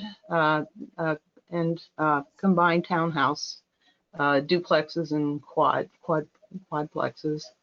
And that, it's not in the southeast quadrants, but it's right next to it. And the land that was deeded over to the city became Veterans Park. And so that was basically density that was allowed to go to the city. And still the developers / builders here still managed to create a really lovely community with ponds, with some conserved trees that were here, and it was done in such a way that it doesn't. I mean, obviously there are trees that were destroyed to build this neighborhood, but there was a comment that you can't have habitat alongside interstates. Well, we have lots of wildlife, but in the borders between the interstate, we've got ponds that are full of wildlife. We have it's really kind of a swamp in places, but we have some swampland to the east that is adjacent to the Hill Farm property, full of wildlife. Lots of different kind of wildlife too. Some things I've never seen anyplace else before. And that has to do with the conservation of the wetlands. So I really applaud South Burlington for making that deal that allowed the higher density to be built here, and that this neighborhood was pretty affordable at the time. I mean, it's gotten more expensive, but this was considered pretty affordable. And me, as a single person moving here, I was able to build a house. So bravo. I think that was good. One thing I would like to say that I think should be added into the development regulation is that developers not be allowed to remove the topsoil from the land. I've never seen a development law that says this, but because the land was pretty much scraped off, and I don't know where it went, maybe some of the neighbors got really nice topsoil because I got none. And it's very difficult to garden. You know, I've brought in a lot of topsoil on my own because that land was scraped off, and I have never, it would be really great to have that in a development regulation that you're not allowed to remove the topsoil from the land. So that's something I would recommend. And then just lastly, very quickly, I think you do need more than a 50-foot buffer area adjacent to a natural habitat block. And particularly the way the developers tend to move a lot of land around, 50 feet doesn't, you know, that's not going to be enough to protect the roots of trees in those natural habitats. So I thank you for your work. This is, and thanks for the opportunity to make comments. Good night. Thank you, John. Thank you. I have one more on my list. Anyone else in the room? Tom?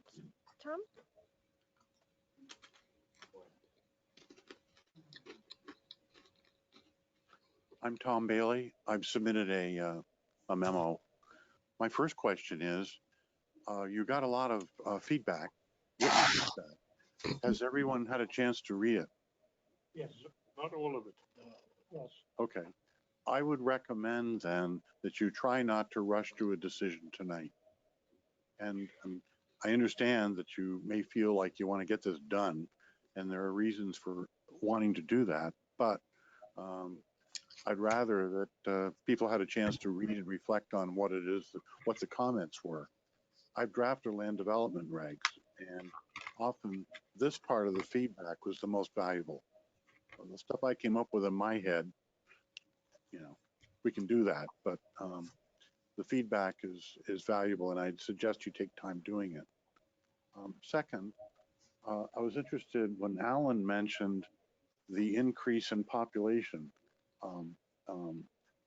What's interesting that I've noticed by my research is it goes the reverse way. You start out with the jobs. The jobs are what where the people need to come to get the jobs. They need the housing, and then you start to get the population increase once the housing is built. If you actually look at the number of people who wanted to live in South Burlington and can't, and I see them extensively, only 30% of this was about 3 or 4 years ago, only 30% of the, thank you, only 30% of the city employees actually live here. And if you ask them, it's because they'd like to move here, but they can't afford it. So this is a problem.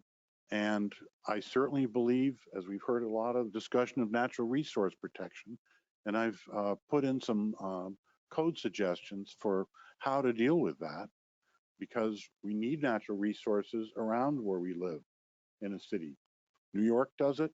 Most cities do that are thoughtful about it, and ours needs it as well. But we do need housing. I suspect that if we were focused not just on the city, but if you stood back up higher and looked at the county and tried to plan where the housing should go, where the open spaces would go around the employment, we might be thinking a little differently. And suddenly then the places near the jobs begin to look a lot better for housing.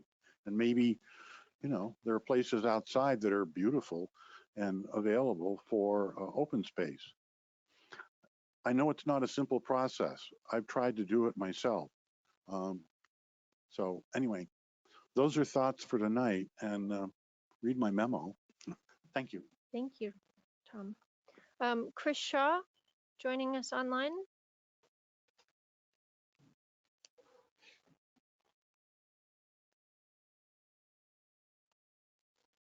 There I am. Thank you. I thank the commissioners as well. I've been on the Planning Commission. I'm Chris Shaw. I've been in town for 21 years, and I appreciate all the work you guys have put into it. And hopefully you'll be able to move on to the other items which we need to be working on in town as well. One of the thoughts on which I have is the TDRs that was mentioned. And I think Sandy brought up the point that the market has been underutilized. And so I'd urge the commission to take a good look at that and see what can be done to make whole on that 1.2 units per acre that we devised a plan for in 2003 with the original Natural Resource Protection District. So that if the Open Space Fund can be used to help subsidize that market, make those TDRs more palatable, it might provide the economic incentives that are missing at the moment to really make that work. Second thing I wanted to echo was Donna's remark about the R4 districts. I was fascinated by the number of speakers who were against the R4 minimums, who appear to be living, as I do, in an R4 district. And I resonate with exactly what Donna said. It's a lovely piece of land, and it's just the right size. I'm not going to kill myself raking the leaves, nor mowing the lawn, but it's enough to tend and feel a sense of community. And I've been here a generation, so I've watched people grow up, and it really is an enjoyable part of South Burlington. And there's plenty of wildlife, and the wildlife can move. So they come and they go, and there's a seasonality to them. And that's not true with humans. I worry that some of the blockages that we set up will create high walls and expensive commutes for people who can't live in South Burlington. I've talked to people when I ran for council. They were moving out of town. And where were they moving? Georgia, Milton, Starksboro. It was more affordable. Wild West, not much planning. So if you could keep that in mind. And one final thought on the R7 district for the industrial open space, neighborhood residential. Hopefully there'll be some considerations for the 24/7 sound that goes right by that doorstep every day. I don't know if that's written into any of the planning, but it should be, and especially curb cuts that come out onto Heinsberg Road. Those are my thoughts. Thanks very much. Thank you, Chris. Chris Jensen, did you have some comments for us? I do, thank you. And I know it's late. I appreciate all of your hard work, so I won't keep you long. I'm a lawyer in Burlington. I represent John Larkin, Inc. And the owner owns a parcel on Allen Road and a parcel on Heinsberg Road. And so we're concerned about the conservation areas in the draft LDRs. And the short version is I second a prior commentator's request that you guys not rush things through. I think we all agree that conservation and housing are important goals for the city, but I would submit that those are goals that ought to be, the cost ought to be borne citywide, not by just a few landowners. As I look at the selection of parcels that are going to be subject to the conservation restrictions, it looks to me like a spot here and a spot there, and it's pretty clear to me that the parcels have been chosen because they're large undeveloped parcels, and a lot of cases they've got some pretty significant development alongside them. So it doesn't seem quite fair to me to saddle those landowners with the cost of conservation, which is really a citywide benefit. I also would submit that the regulations, as a practical matter, are likely to preclude almost all development of these parcels. I know that's not the intent. I know people have worked very hard to try to balance conservation and development. I do think that the current LDRs already give you the flexibility to do that. And by adopting the regs that you're proposing, you're preventing smart development and really preventing any use of these parcels. And, you know, again, I don't think that's fair. I don't think that's what anybody intends. So I'd encourage you to maintain the flexibility to do fair, flexible development that balances the needs of the city for housing and conservation, but also the needs of landowners to be able to use their land. That's going to get everybody the best outcome, I think. So thank you, and thank you again for all of your work. Thank you. Chris? Anyone else in the room have anything? You know, I think even if you had submitted a comment, you just had something else. Noah Hyman, I see 30 seconds is what I see on this note here. Yeah, thank you. I've heard a lot of talk about the need for affordable housing, and of course that is absolutely necessary. But I think that one thing that keeps getting overlooked is the fact that we are in a world in decline. Actual decline for real. It is quantifiable. Every scientist involved in these fields says the same exact thing. I am 100% for the need for housing for humans. But someone earlier just said the animals will move. And no, they don't. They die. And we need to protect them. We need to protect the ecosystem and the environment. And I am really hoping that that this group takes the long view and protects our world. Thank you. Great, thanks, Noah. Andrew Chalnak?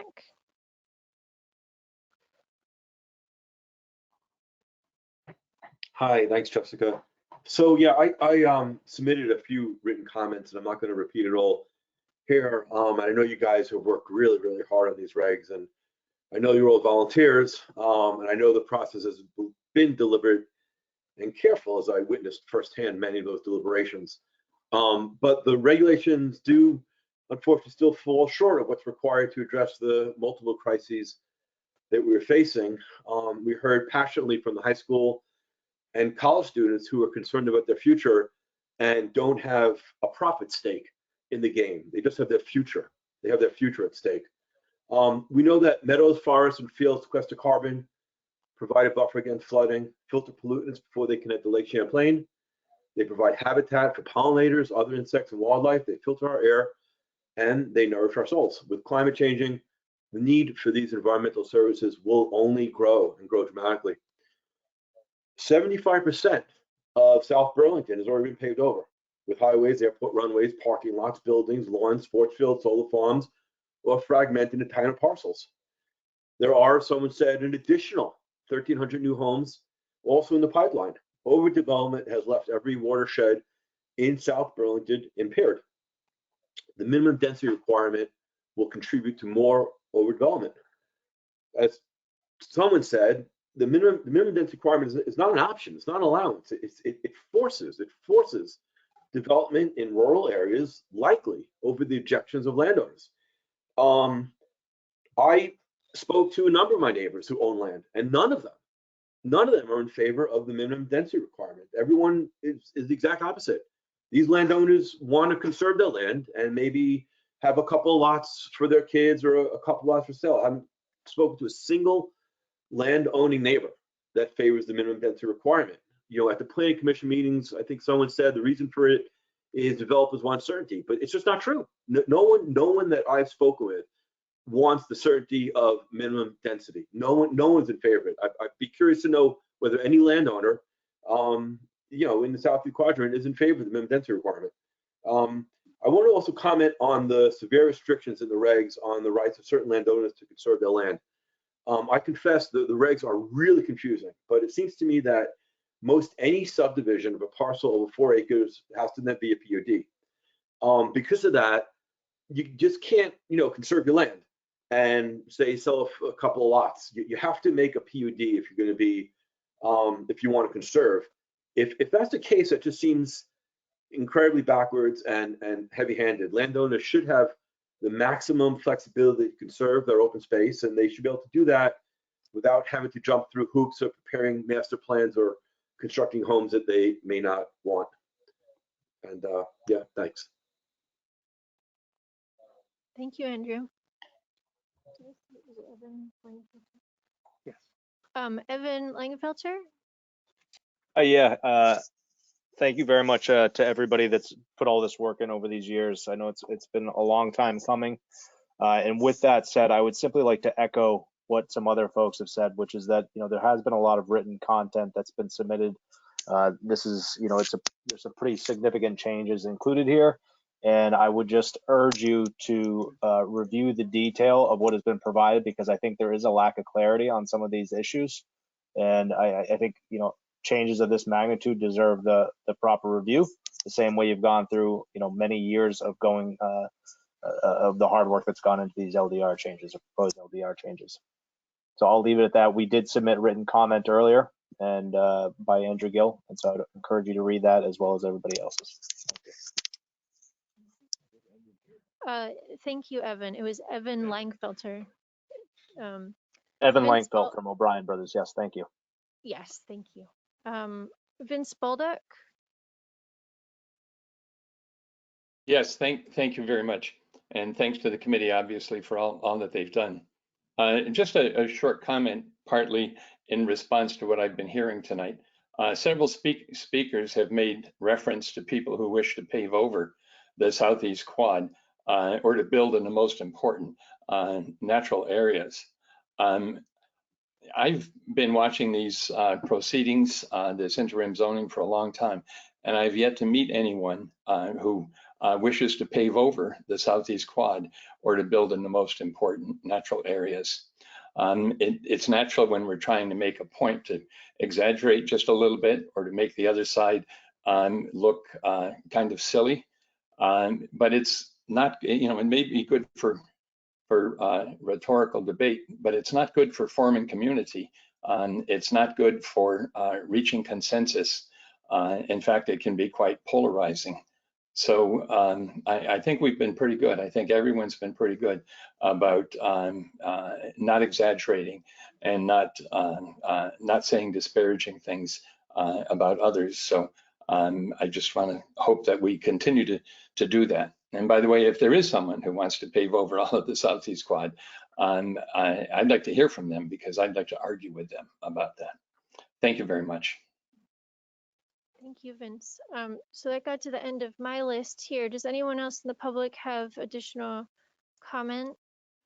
Sandy, do you have a question or?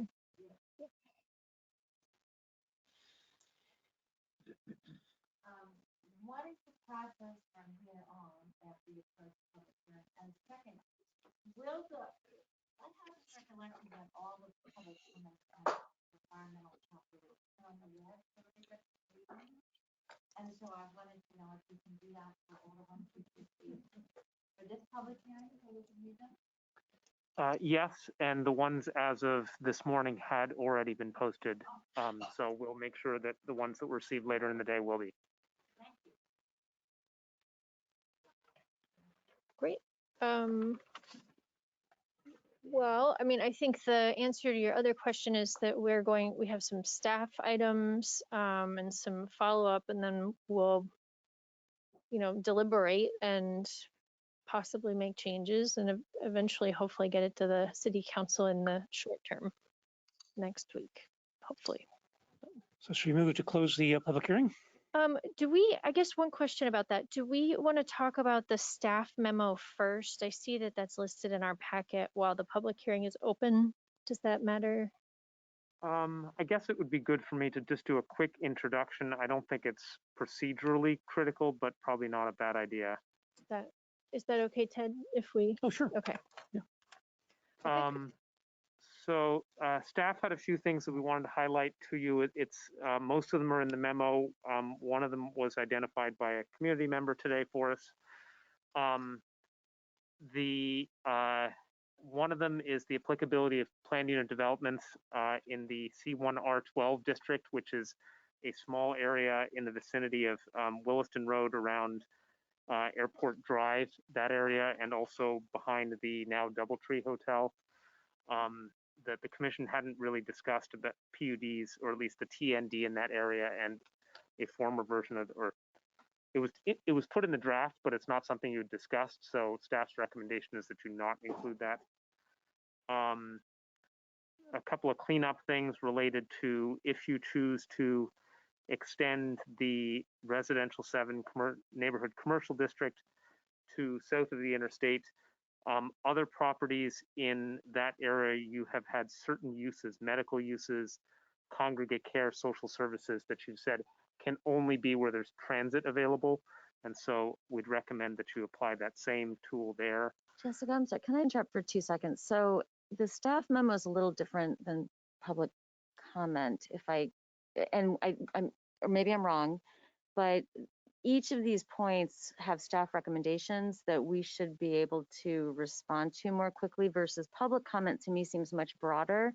And it seems like there's some very specifics in here that we can kind of just get off the list. Okay. And I mean, but the public is here to hear it and can comment, but it seems like this is going to get lost. We have a lot of big stuff to take in. I would suggest that we actually either close or agree that we can either do thumbs up, thumbs down, because a lot of these can be very quickly resolved for staff. Sure.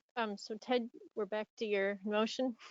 Let me then just make one note of something that's not in your packet, which was a resident, Chris Tremblay, noted to us that there's a technical error that some definitions, specifically definitions of affordable housing that were approved last year, are not in this version. It was just a version issue. So the approved definitions of affordability that were adopted last year by City Council are the correct ones. We'll just have to make a little technical change that the draft that you see here is the old versions that have been replaced. So there was no intent to change any of that. Okay. I just have a very brief, as long as you're on the edit part. I did receive a comment from someone in the public that our units aren't consistent, that somewhere in the document or multiple places we refer to things in meters instead of feet. And so I think, we just want everything to be in feet if that's not the case. So thank you. Okay, move to close the public hearing. Second. Okay, any discussion? So after it closes, we're going to go through the staff memo, and then we'll go back to maybe sharing overall. Sorry, was there a second on that motion just before you? Michael seconded. Any other discussion? Okay, all in favor? Right? That was unanimous, I believe. Yeah, okay. Unanimously closed. So so it does make sense now that we'll go through the staff memo, and I think, Monica, you're right. As we touch on each of these points, maybe we can do a straw poll, thumbs up, thumbs down, just, so we don't have to have a million motions. Mm-hmm. Okay, so Paul, you had already introduced the C1R12 applicability. Yep. Well, but your staff's recommendation was to not include it. Correct. And so thumbs up, thumbs down on that. I agree with that. Seem reasonable to? Yep. Okay. I'm not seeing anyone opposed to that edit. Okay.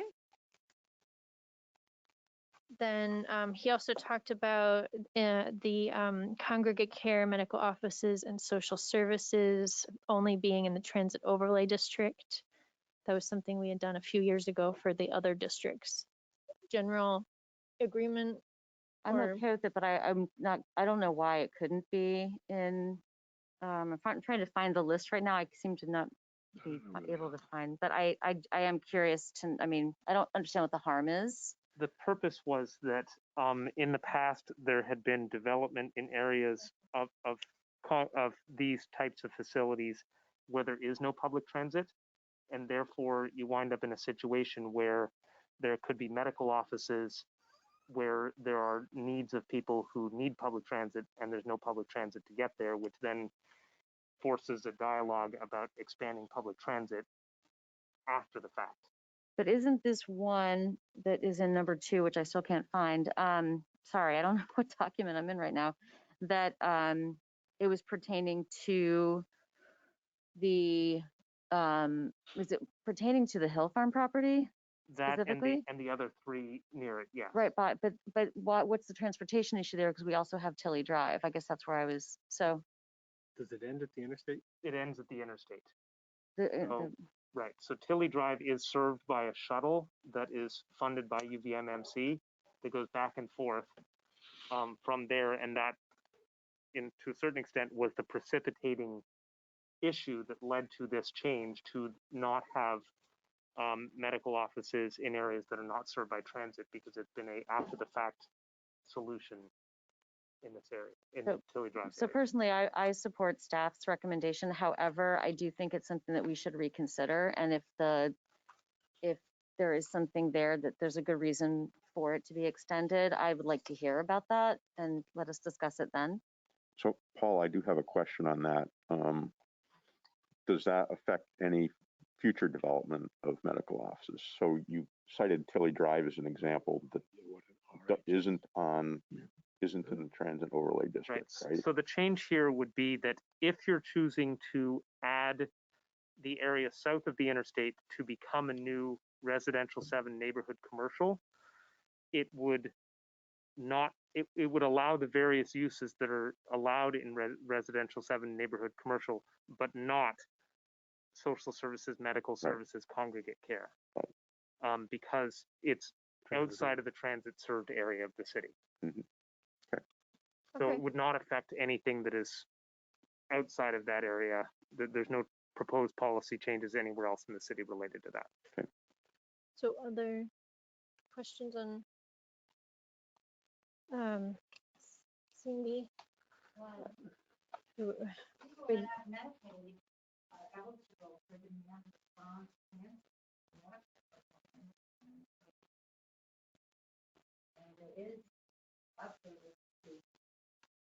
Millbury down. It's not all bad. They say there's no chance. I just want to know. Say there's no chance for the people that are large population medical Medicaid participants to transportation to medical care. Okay, so in favor of the staff recommendation, general agreement? Okay. As long as we can, keep that kind of in our radar to further discuss. Certainly, if the commission wants to revisit the subject generally, go for it. This is really about being consistent through your regulations. We noted a few terms that we are working on definitions for. They're commonly used terms, and they're just the kind of thing that, as part of the legal review, we're going to recommend have some definitions. As I'd said at the initiation of the memo, while we would love to have the legal review complete, it's a big lift, and they determined that realistically that'll have to be at the council level if you vote it out in the next week or so. So no action needed of those from that. I just wanted to flag them for you. And that has been the case with some previous LDR amendments that have been sent forward to city council. So that's not unique to now. So, okay.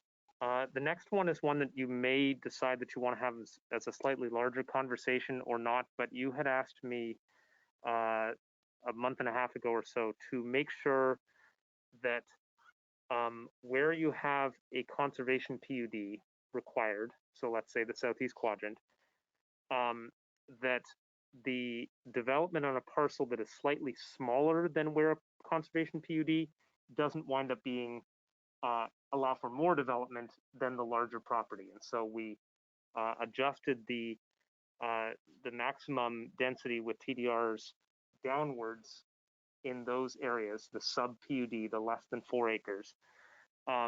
Upon review with the legal team, we noted that we had done that across the board with each of the southeast quadrant districts, but in fact, you're not requiring a conservation PUD in this draft in the village residential and the village commercial district. So we thought, oh, that might not be consistent with what you had asked us to do. And so I gave you a couple of options. One, to leave it as is of 1.8 units maximum in those areas below the threshold of a PUD, set a maximum of 4, or keep what is currently allowed under the LDRs, which is 8 in those areas for a below PUD threshold, which might be a little bit high given that that's sort of the realm of a TND. So. But that's just for the SEQ VR and VC. That's correct. And the current in the regs is the 8 units, but we've introduced the option for people to choose to do a conservation PUD there, right? Yes. And keep in mind that today, under the current regulations, everything has to be a PUD that is a subdivision. So that's where that comes in. And this is only with the purchase of TDRs, of course, to do that.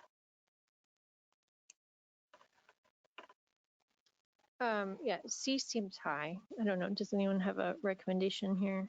I mean, I'm inclined only just either we come back to this or we go with C because that's what the current is for anyone who opts to do the VRVC. But that wouldn't really be in effect if they instead opted to do the conservation PUD. So, you know, it seems like we've offered a choice now, so it wouldn't become it might be an allowance, but it's not a requirement. So I would support retaining current. Yeah, which is the existing regulation. And knowing that we're allowing them to opt for conservation PUD, which is new. I could support the current as well. Great. Other thoughts? So this would just be for the village areas. Right, village commercial. Mm-hmm. So we're just talking about those 2 sub-districts, not the other ones. Right. Okay. Yeah. All right. No, I would be fine with Village that. residential's pretty dense. So. Yeah. Okay. Any issues if we went with kind of the current in that village area? Okay. I'm seeing no major issues with that. So C. Okay. The outdoor space. So commissioners asked us to look at a requirement that in a TND in the building types that each unit have some access to private outdoor space. I spoke with Sharon, by the way. Hi, Sharon. Thank you for joining us. You woke her up. I didn't see her. Sharon and I discussed this, and our recommendation would be, if you wanted to go in this direction, that there could be something that says upper story units and ground floor units without direct access must provide access to a usable outdoor space, rooftop, balcony, courtyard. It doesn't say private in this instance, and the reason is that it design-wise can be very, very difficult once you get to anything that doesn't have an individual door. You're essentially forcing it to have a balcony, which, you know, balconies can be good things, but they are a very specific design thing, and you'd be forcing everything to have a balcony. Keep in mind that in the TND, most of the building types are pretty small numbers of units. So if it is a shared rooftop space, it's shared between 2 or 3 units total. So those were our thoughts on it. You could assign a minimum amount of space to it.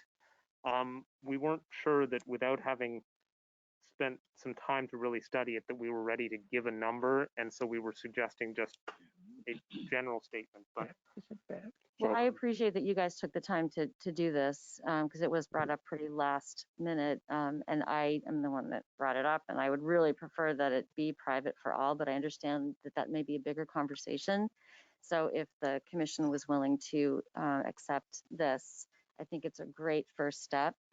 I still keep in mind, as the story I give you is the parent who's alone with their baby in February and in an apartment that's so efficient that they can't even open their window, and they finally get the baby to sleep that is otherwise crawling all over the place, and they can't get outside to get fresh sun on their face.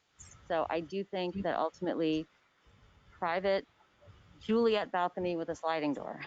Minimum, but if I understand the bigger conversations, so if the commission's willing to accept this now, I would be grateful. Any issues or questions or comments on this? Or? Are Paul and Sharon's recommendations written somewhere? They're right there. Yes. On that, okay. I have it in front of me. I see it on your screen, Yep. don't I? So that would be attached essentially to Article 11C, the building types that don't have automatically outdoor, individual outdoor space. Obviously, a single family home has it automatically, so. Yeah, I'm fine with this. I mean, it strongly encourages private space. It just allows essentially an out if there's no other way. So I'm good with this. Hopefully it's more inner city. I would hope in the southeast quadrant, there's going to be more space than a Juliet balcony, but. Yeah, and in a 3 to 4 unit building, a lot of them are going to have their own doors and space. So, so it sounds like it's a good start. I'm not, good start. Let's include it. Setbacks. Yeah, so side setbacks for attached units. This is something that in a slightly roundabout way you actually talked about a few years ago, but with the new regulations not always having planned developments, the default of the underlying zoning winds up being very important for. Mute caller 1. Sorry. Winds up being very important in terms of definitions, and we don't currently give an exemption for attached dwelling units to meet their side setbacks. So if you are a duplex and you want to draw the property line between the duplex, you can't do it because that's a property line. And so the solution to that is to create a exemption to our minimum setbacks for attached dwelling unit types. So if you're townhomes or you're a duplex, then you just allow a 0 setback if it's a party wall. It's a pretty simple administrative action in there, and it solves a lot of problems. The draft language itself is something we'd have our attorneys write up because it's persnickety language. Yep, that's good. Yep. 7 is awesome. 7, I think we talked about in, you know, generalities, but this is the language here.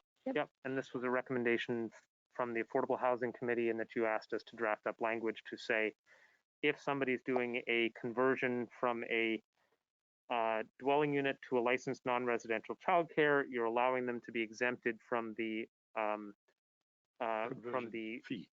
fee and or the replacement requirement, but there would have to be a calculation of what the fee would have been, and if it ever is converted in the future, then that fee would be owed. Yep. And that would be written into the decision. Yep. Very good.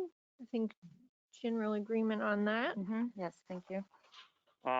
Number 8 is really just a little bit of tidy up that we realized that we missed a couple of references to the table of uses used to describe a bunch of uses as being required to be a PUD. Since it's a completely different type of thing, as we talked about, we've either made them permitted or conditional based on what you had based on the PUD types, and here this would just be cleaning up the language there. And medical offices in the R12, I had noticed that somewhere along the line there had been a draft that had removed the ability to put medical offices in the R12 district. As a practical matter, that area is essentially built out, so it doesn't really matter which one you pick. But I don't think you discussed that policy change, so I didn't want to have something sort of sneak in without it being discussed. So my recommendation would be to just leave it as it is today, which is that it's allowed. And if you want to come back to it as an actual policy discussion, then you can. But we didn't want to sort of have the appearance of something snuck through as a policy change. Yep. Number 9 here, we had proposed in the last draft, frankly, as a just tidy up and simplification of the regulations, to remove two of the civic space types, the site amenities, enhanced stormwater or stormwater recreational wetlands, and wooded areas. We had a question that came in, we reviewed it with our city attorney, and they determined that there could be an unintentional effect of changing something that's been approved and is being used in city center right now. That was not our intent. It was really just to tidy up. So our recommendation for the time being is just leave alone. Don't delete those two categories. Agreed. I have one question about this. I actually wanted these back in here and we never really got around to doing that, but so I'm glad, but I'm wondering how the wooded area might work in a habitat block. So if could somebody point to their habitat block and say that's my open space? Or right now, the site amenities, which is what this falls under, are only eligible in city center or in along Shelburne Road where you allow TDR purchases. So I'll make a note of that, and if you do look at the possibility of extending it elsewhere, that we look at that possible conflict, but today there's no issue with that. Okay. You're looking at the urban design overlay then? Yes. Yes, although I don't think that in the urban design overlay there's only two site amenities that are eligible, and I don't think it's either of those. So this is really only a city center issue. TDRs, this is something that the legal draft that they did flag. The draft and the current regulations say that affordable units do not require TDRs to be purchased in the southeast quadrant. In looking at how to marry the proposed inclusionary zoning with the TDR rules, one of the things that is contained within the inclusionary zoning as to meet the state law is to provide the incentive of an automatic offset of market rate units for providing the affordable. Our legal counsel felt that those offset units can't then be turned around and be required to buy a TDR in order to be offset. That offset means you're giving it. And so those market rate units would not require TDRs because that's the whole point. So with that, they recommend that just be clarified in there. That's not a lot of units, it's just the offsets, but they felt that if you're going to expand inclusionary zoning, that would need to be done to be consistent. But if they want more density than is required under Chapter 18, they could still go higher and buy TDR. Correct. Yep. And this would only apply to the offsets, not to additional bonuses beyond that. And then I know that you're going to talk in a little bit about wetlands. You asked us to look at that, so we had a discussion and have some thoughts for you. And then would this be a good time to just briefly address limited authority? Yeah. So I don't want to go into a lot of specifics. The folks from UVM did speak to that. We have been in discussion with them with our legal counsel. Very briefly, 24 VSA 4413 does place limitations on municipal authority to review certain types of development. Municipal facilities, state facilities, solid waste facilities, hospitals, educational facilities that are licensed by the state, and a few others. And they are essentially limits our authority to the things that are looked at under site plans. So parking, loading, height, bulk, setbacks, location, and a few other things. So that is a limitation on municipal bylaw. As a general statement, our legal counsel feels that a specific acknowledgement of the role of 24 VSA 4413, which is in your draft, is the best thing that the city can do in our regulations, because the statutes, the state statutes themselves lay out what a DRB's authority is and isn't. And that for the city to take our regulations and then try to further elaborate on the state's rules, just potentially, it creates potential problems, whereas referencing them states very clearly this is the limitations on authority, and it applies to all development that is subject to it, without trying to pre-guess what that might be. And I think, you know, that's where we sort of ultimately came around to, after a fair amount of discussion, that even if the commission were to try to review and assess and analyze all the circumstances that might come into play, the statutes were written to give this limitation because of, we can't think of what it might be in the future. So they felt that that was the most efficient thing and the most reasonable thing for the city to do. We do want to continue our dialogue with UVM and talk with them through our city attorney. But so we'll get to the UVM issue when we get back to the public hearing summary, or should we discuss that one now? Well, one of the pieces that actually might just make sense to just clarify, you know, at one point they had said that there was like a wording issue with our conservation PUD provision to be able to use the conservation PUD if more than 70% of the land is encumbered with our regulations. So, and it said something about how institutional uses properties weren't eligible for the conservation PUD. I thought we had changed that. That's been corrected. Okay. Yeah. Yeah. So I think that was one, like the takings issue. And none of this, I know you're not the legal beagle, but none of this requires us to change the zoning of the Edlin property, does it? No, none of this is about a zoning district change. That's correct. Yeah. I think what you know, the general subject being discussed is some of the areas that the Planning Commission has been looking at changes, including the environmental protection standards, raise the question of limitations on municipal authority.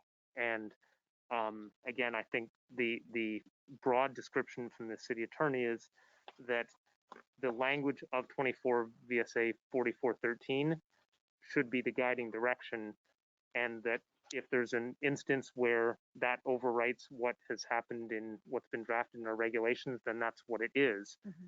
But that it would be, what's the word, a Sisyphean task? That Sisyphus was the one rolling the rock up the hill. It would be a Sisyphean task to try to pre-guess all of the different entities, all of the different circumstances, and so that's why I referenced 4413.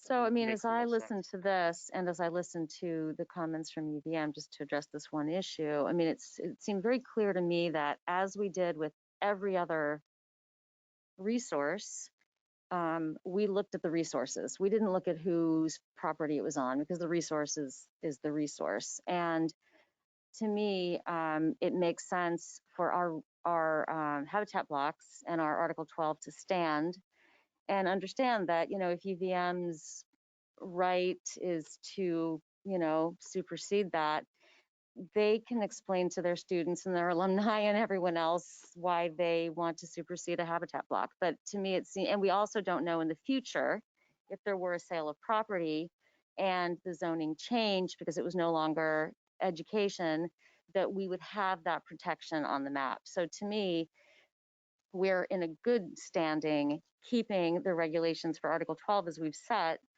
and the state will decide what they have to pay attention to within that, but we are being true to the resources as we've set out and to protect those resources. Right. And through the process of the Development Review Board, we would make it clear to them, here's what 4413 says, that it's limited to the site plan type review criteria for an eligible use, and only to the extent that it doesn't interfere with the intended functional use of the property that is guaranteed under state law. So I'm good with that. I get it. Okay. I think that was my list for the time being. Okay, so moving into discussion, other discussion.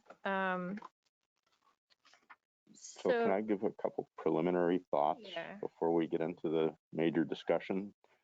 So first of all, we've gotten a ton of comments, and we've gotten comments really from different perspectives.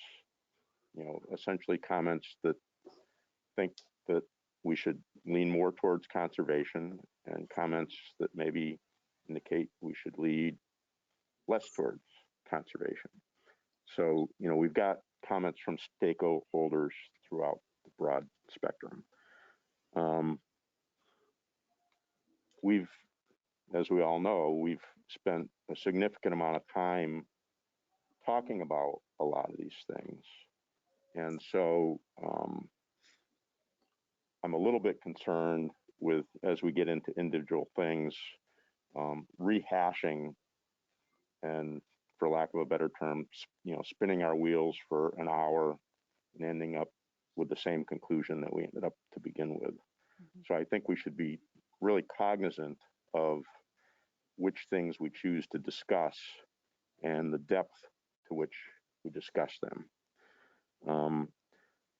So along those lines as well, I know that as we get later in the evening, we tend to get a little tired and grouchy. We're known for it. And it's 9:30.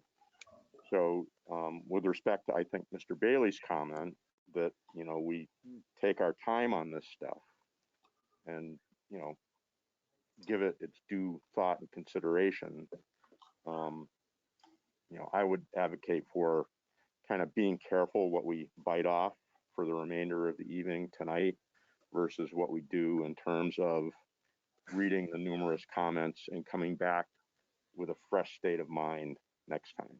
So that's. I have the similar view as Bernie. First of all, some comments that came in late in the day, we haven't had a chance to read.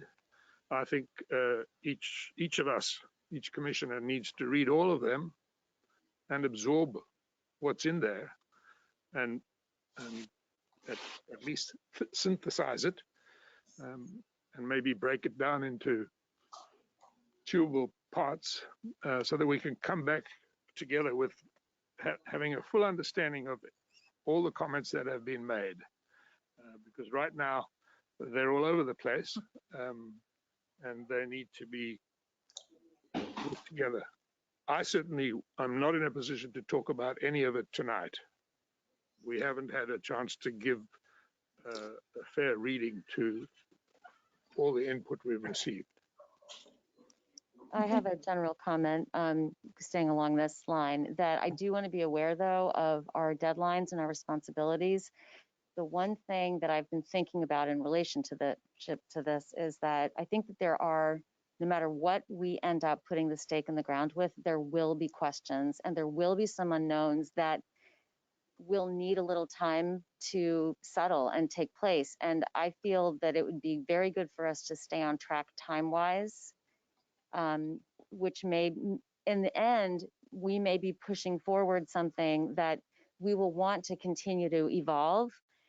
But we've made such important progress in certain areas that I know we all feel very good about, that I'd like to, just before we leave tonight, maybe have a review again of our timing and our deadlines, and also present the notion that maybe we as a commission commit to 6 months from the day that it is approved, we will commit to working towards really hearing back, how is it going?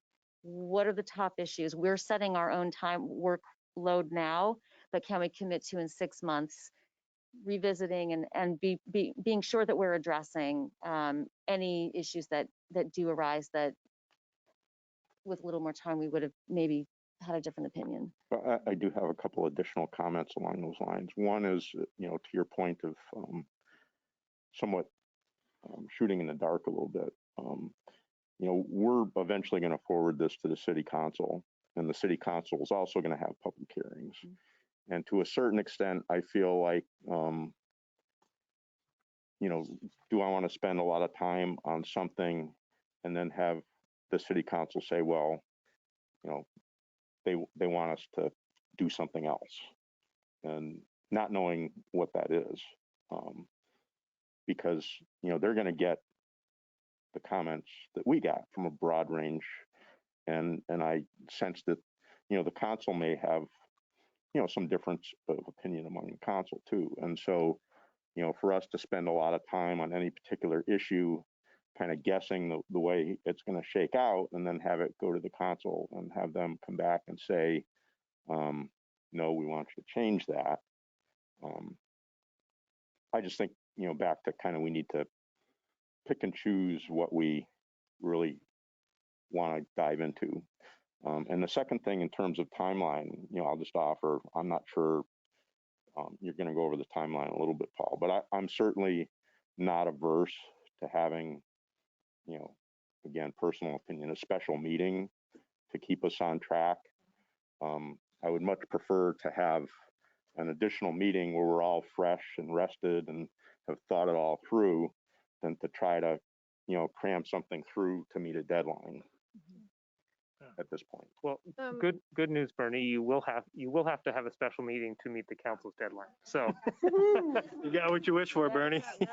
And I guess, Monica, to your point, like I think that there are some comments that we've heard that are very technical, and, you know, there were a few about bike ped. Like, I'm not prepared to, in the next couple of weeks, like, make changes to those, but I think it would be really great to say, these are really important. Maybe the bike ped committee can make some recommendations and we can put them in a future round. And what we did with the large package when we passed form-based code was that we made a commitment to the public to address concerns in a reasonable time frame. And in that case, we did have a subcommittee who really dove into those issues and then brought back recommendations. So, I mean, we can choose how we do it here, but I agree, like, you know, if there's something that we miss, you know, we'll want to come back and correct it.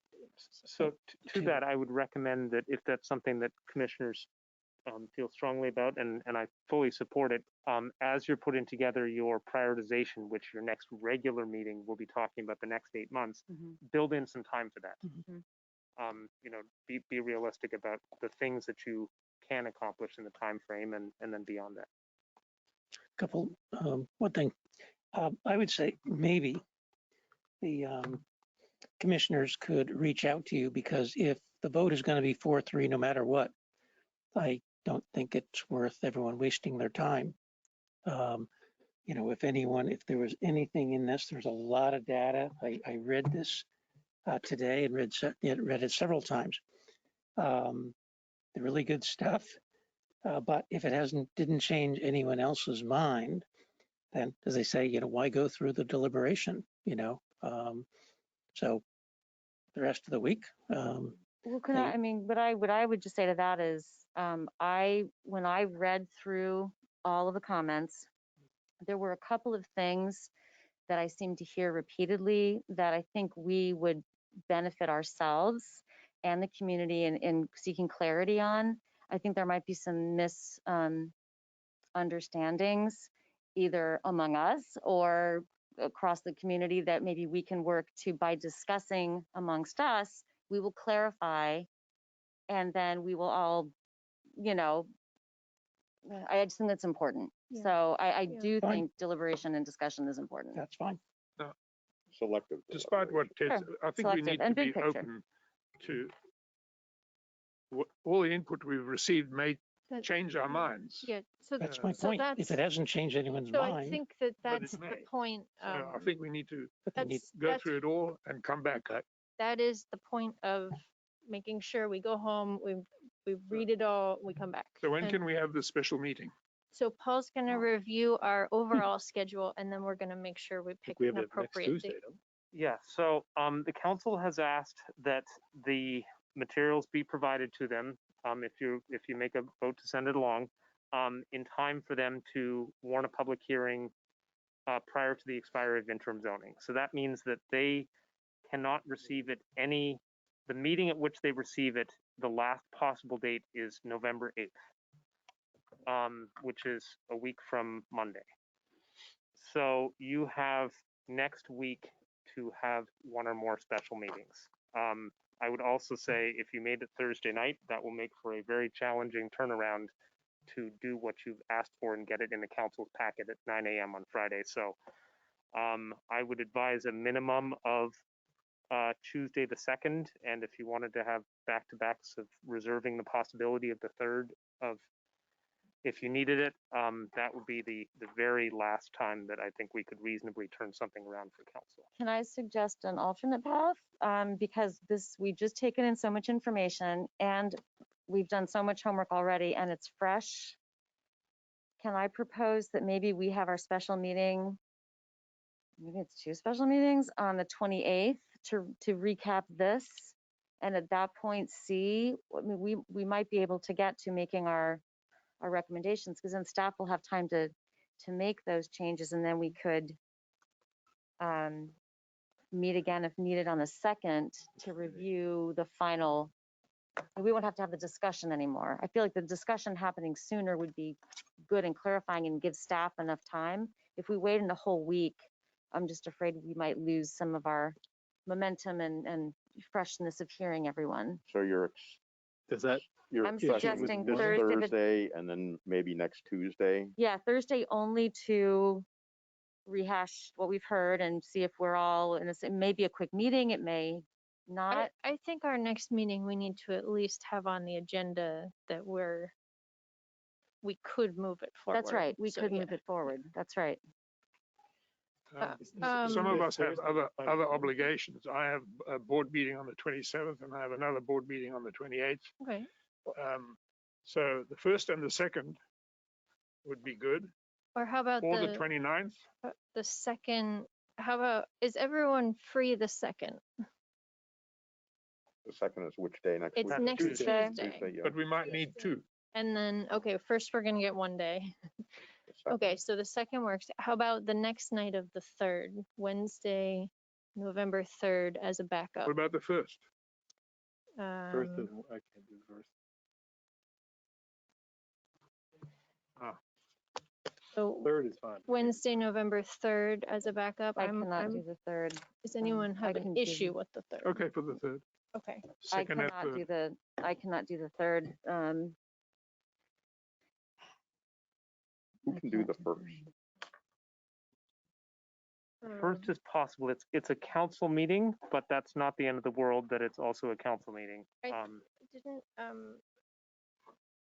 Didn't we just hear that Duncan can't do the 1st? I mean, I could see if I could switch something, but at this point I can't. I'd have to find another second. And Monica can't do the 3rd. Just the 3rd, I'll be in a plane. So it looks like the 2nd and the 3rd is okay for everybody? No. No, it's not. I can't do I'm somebody. Monica is somebody.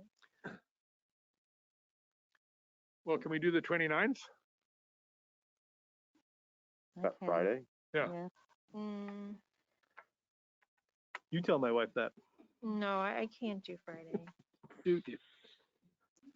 Okay, well, it sounds like maybe we can do the 2nd and the 4th if we need the. Would the 4th work? I can do the 4th by phone. Yep. It's not great for a turnaround, but if we've already had one meeting. Right. Maybe Hopefully our next meeting will be, but I'm sorry that we can't do it sooner. I wish there was a way we could cram it in this week, just while all this is fresh. Thursday, November 4th. I can do the 4th. In any event, we should write up our ideas and comments on all this input we've had and share it with one another before the meeting. I like Bernie's idea that items that we think are really important and stuff we haven't just rehashed. Yeah, there may only be 3 or 4 that stand out. I mean, we certainly heard a couple recurring themes tonight. Right, so I want to be careful of the open meeting law. So if you'd like to individually provide things to Jessica and myself, but not it's going to be very tricky to not sort of start a dialogue. Yes. But if you'd like to individually send them to Jessica. Send it in only. Yep, that's perfectly fine. Okay, let's try to. So the 2nd and the 4th is where we're kind of. 2nd and 4th. Okay, and I guess my request would be, to the extent that you can wrap things up on the 2nd, that would be very, very helpful, because it's going to be tricky to turn it around Friday Can we start a little bit earlier on the 2nd? Sure. Start at 12:01 a.m. if you'd like. Okay. We Well, can if we start, start at 6 and finish at 8 instead of 7 to 9. Well, even if it's 6 Some of us to can have 9 dinner or whatever. after 8. Finish at 8. I'd be okay with starting at 6. I haven't had dinner tonight yet. okay, well, that's That's fine with me. 6. Starting at 6 on the 2nd. Okay. All right.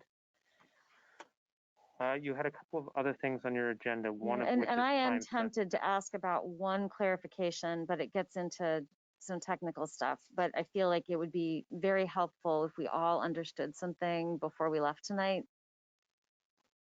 I will ask the question, and Jessica, you can decide if Paul should answer it. How's that? The question okay. is, or no, should I not even ask? I have no idea. I know. You have to ask about so the we know if you question? should have asked or not. Here's the ask question. me, and then Because I kept this in mind with everything that I read and everything I heard. The concept of minimum density has become obviously something that has been discussed. I'm interpreting from somewhat of what I'm hearing that people are under the impression that a minimum density requires that they let's build let's- everything at once. So I Okay. think this gets to what you were talking about before. Like, I think there's a few themes that we want to like re-explain. but Yeah, not okay. now. Because I think there's a miscommunication there, I think, misunderstanding. Monica, So I that's- think that people who were concerned about it, they do know that they don't have to do it all at once. So I'd really like to keep going on. This So is next We'll week. Yeah. table that one and we'll talk about next Tuesday. Okay, so we have the 6 o'clock on the 2nd, back up the 4th. yes, and we have a grant approval on the agenda that is time sensitive. That Motion to approve.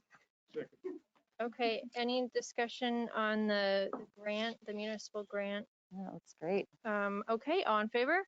Aye. Aye. Okay, I will sign that for us. So the planning commission closes the meeting with the public hearing with a unanimous decision.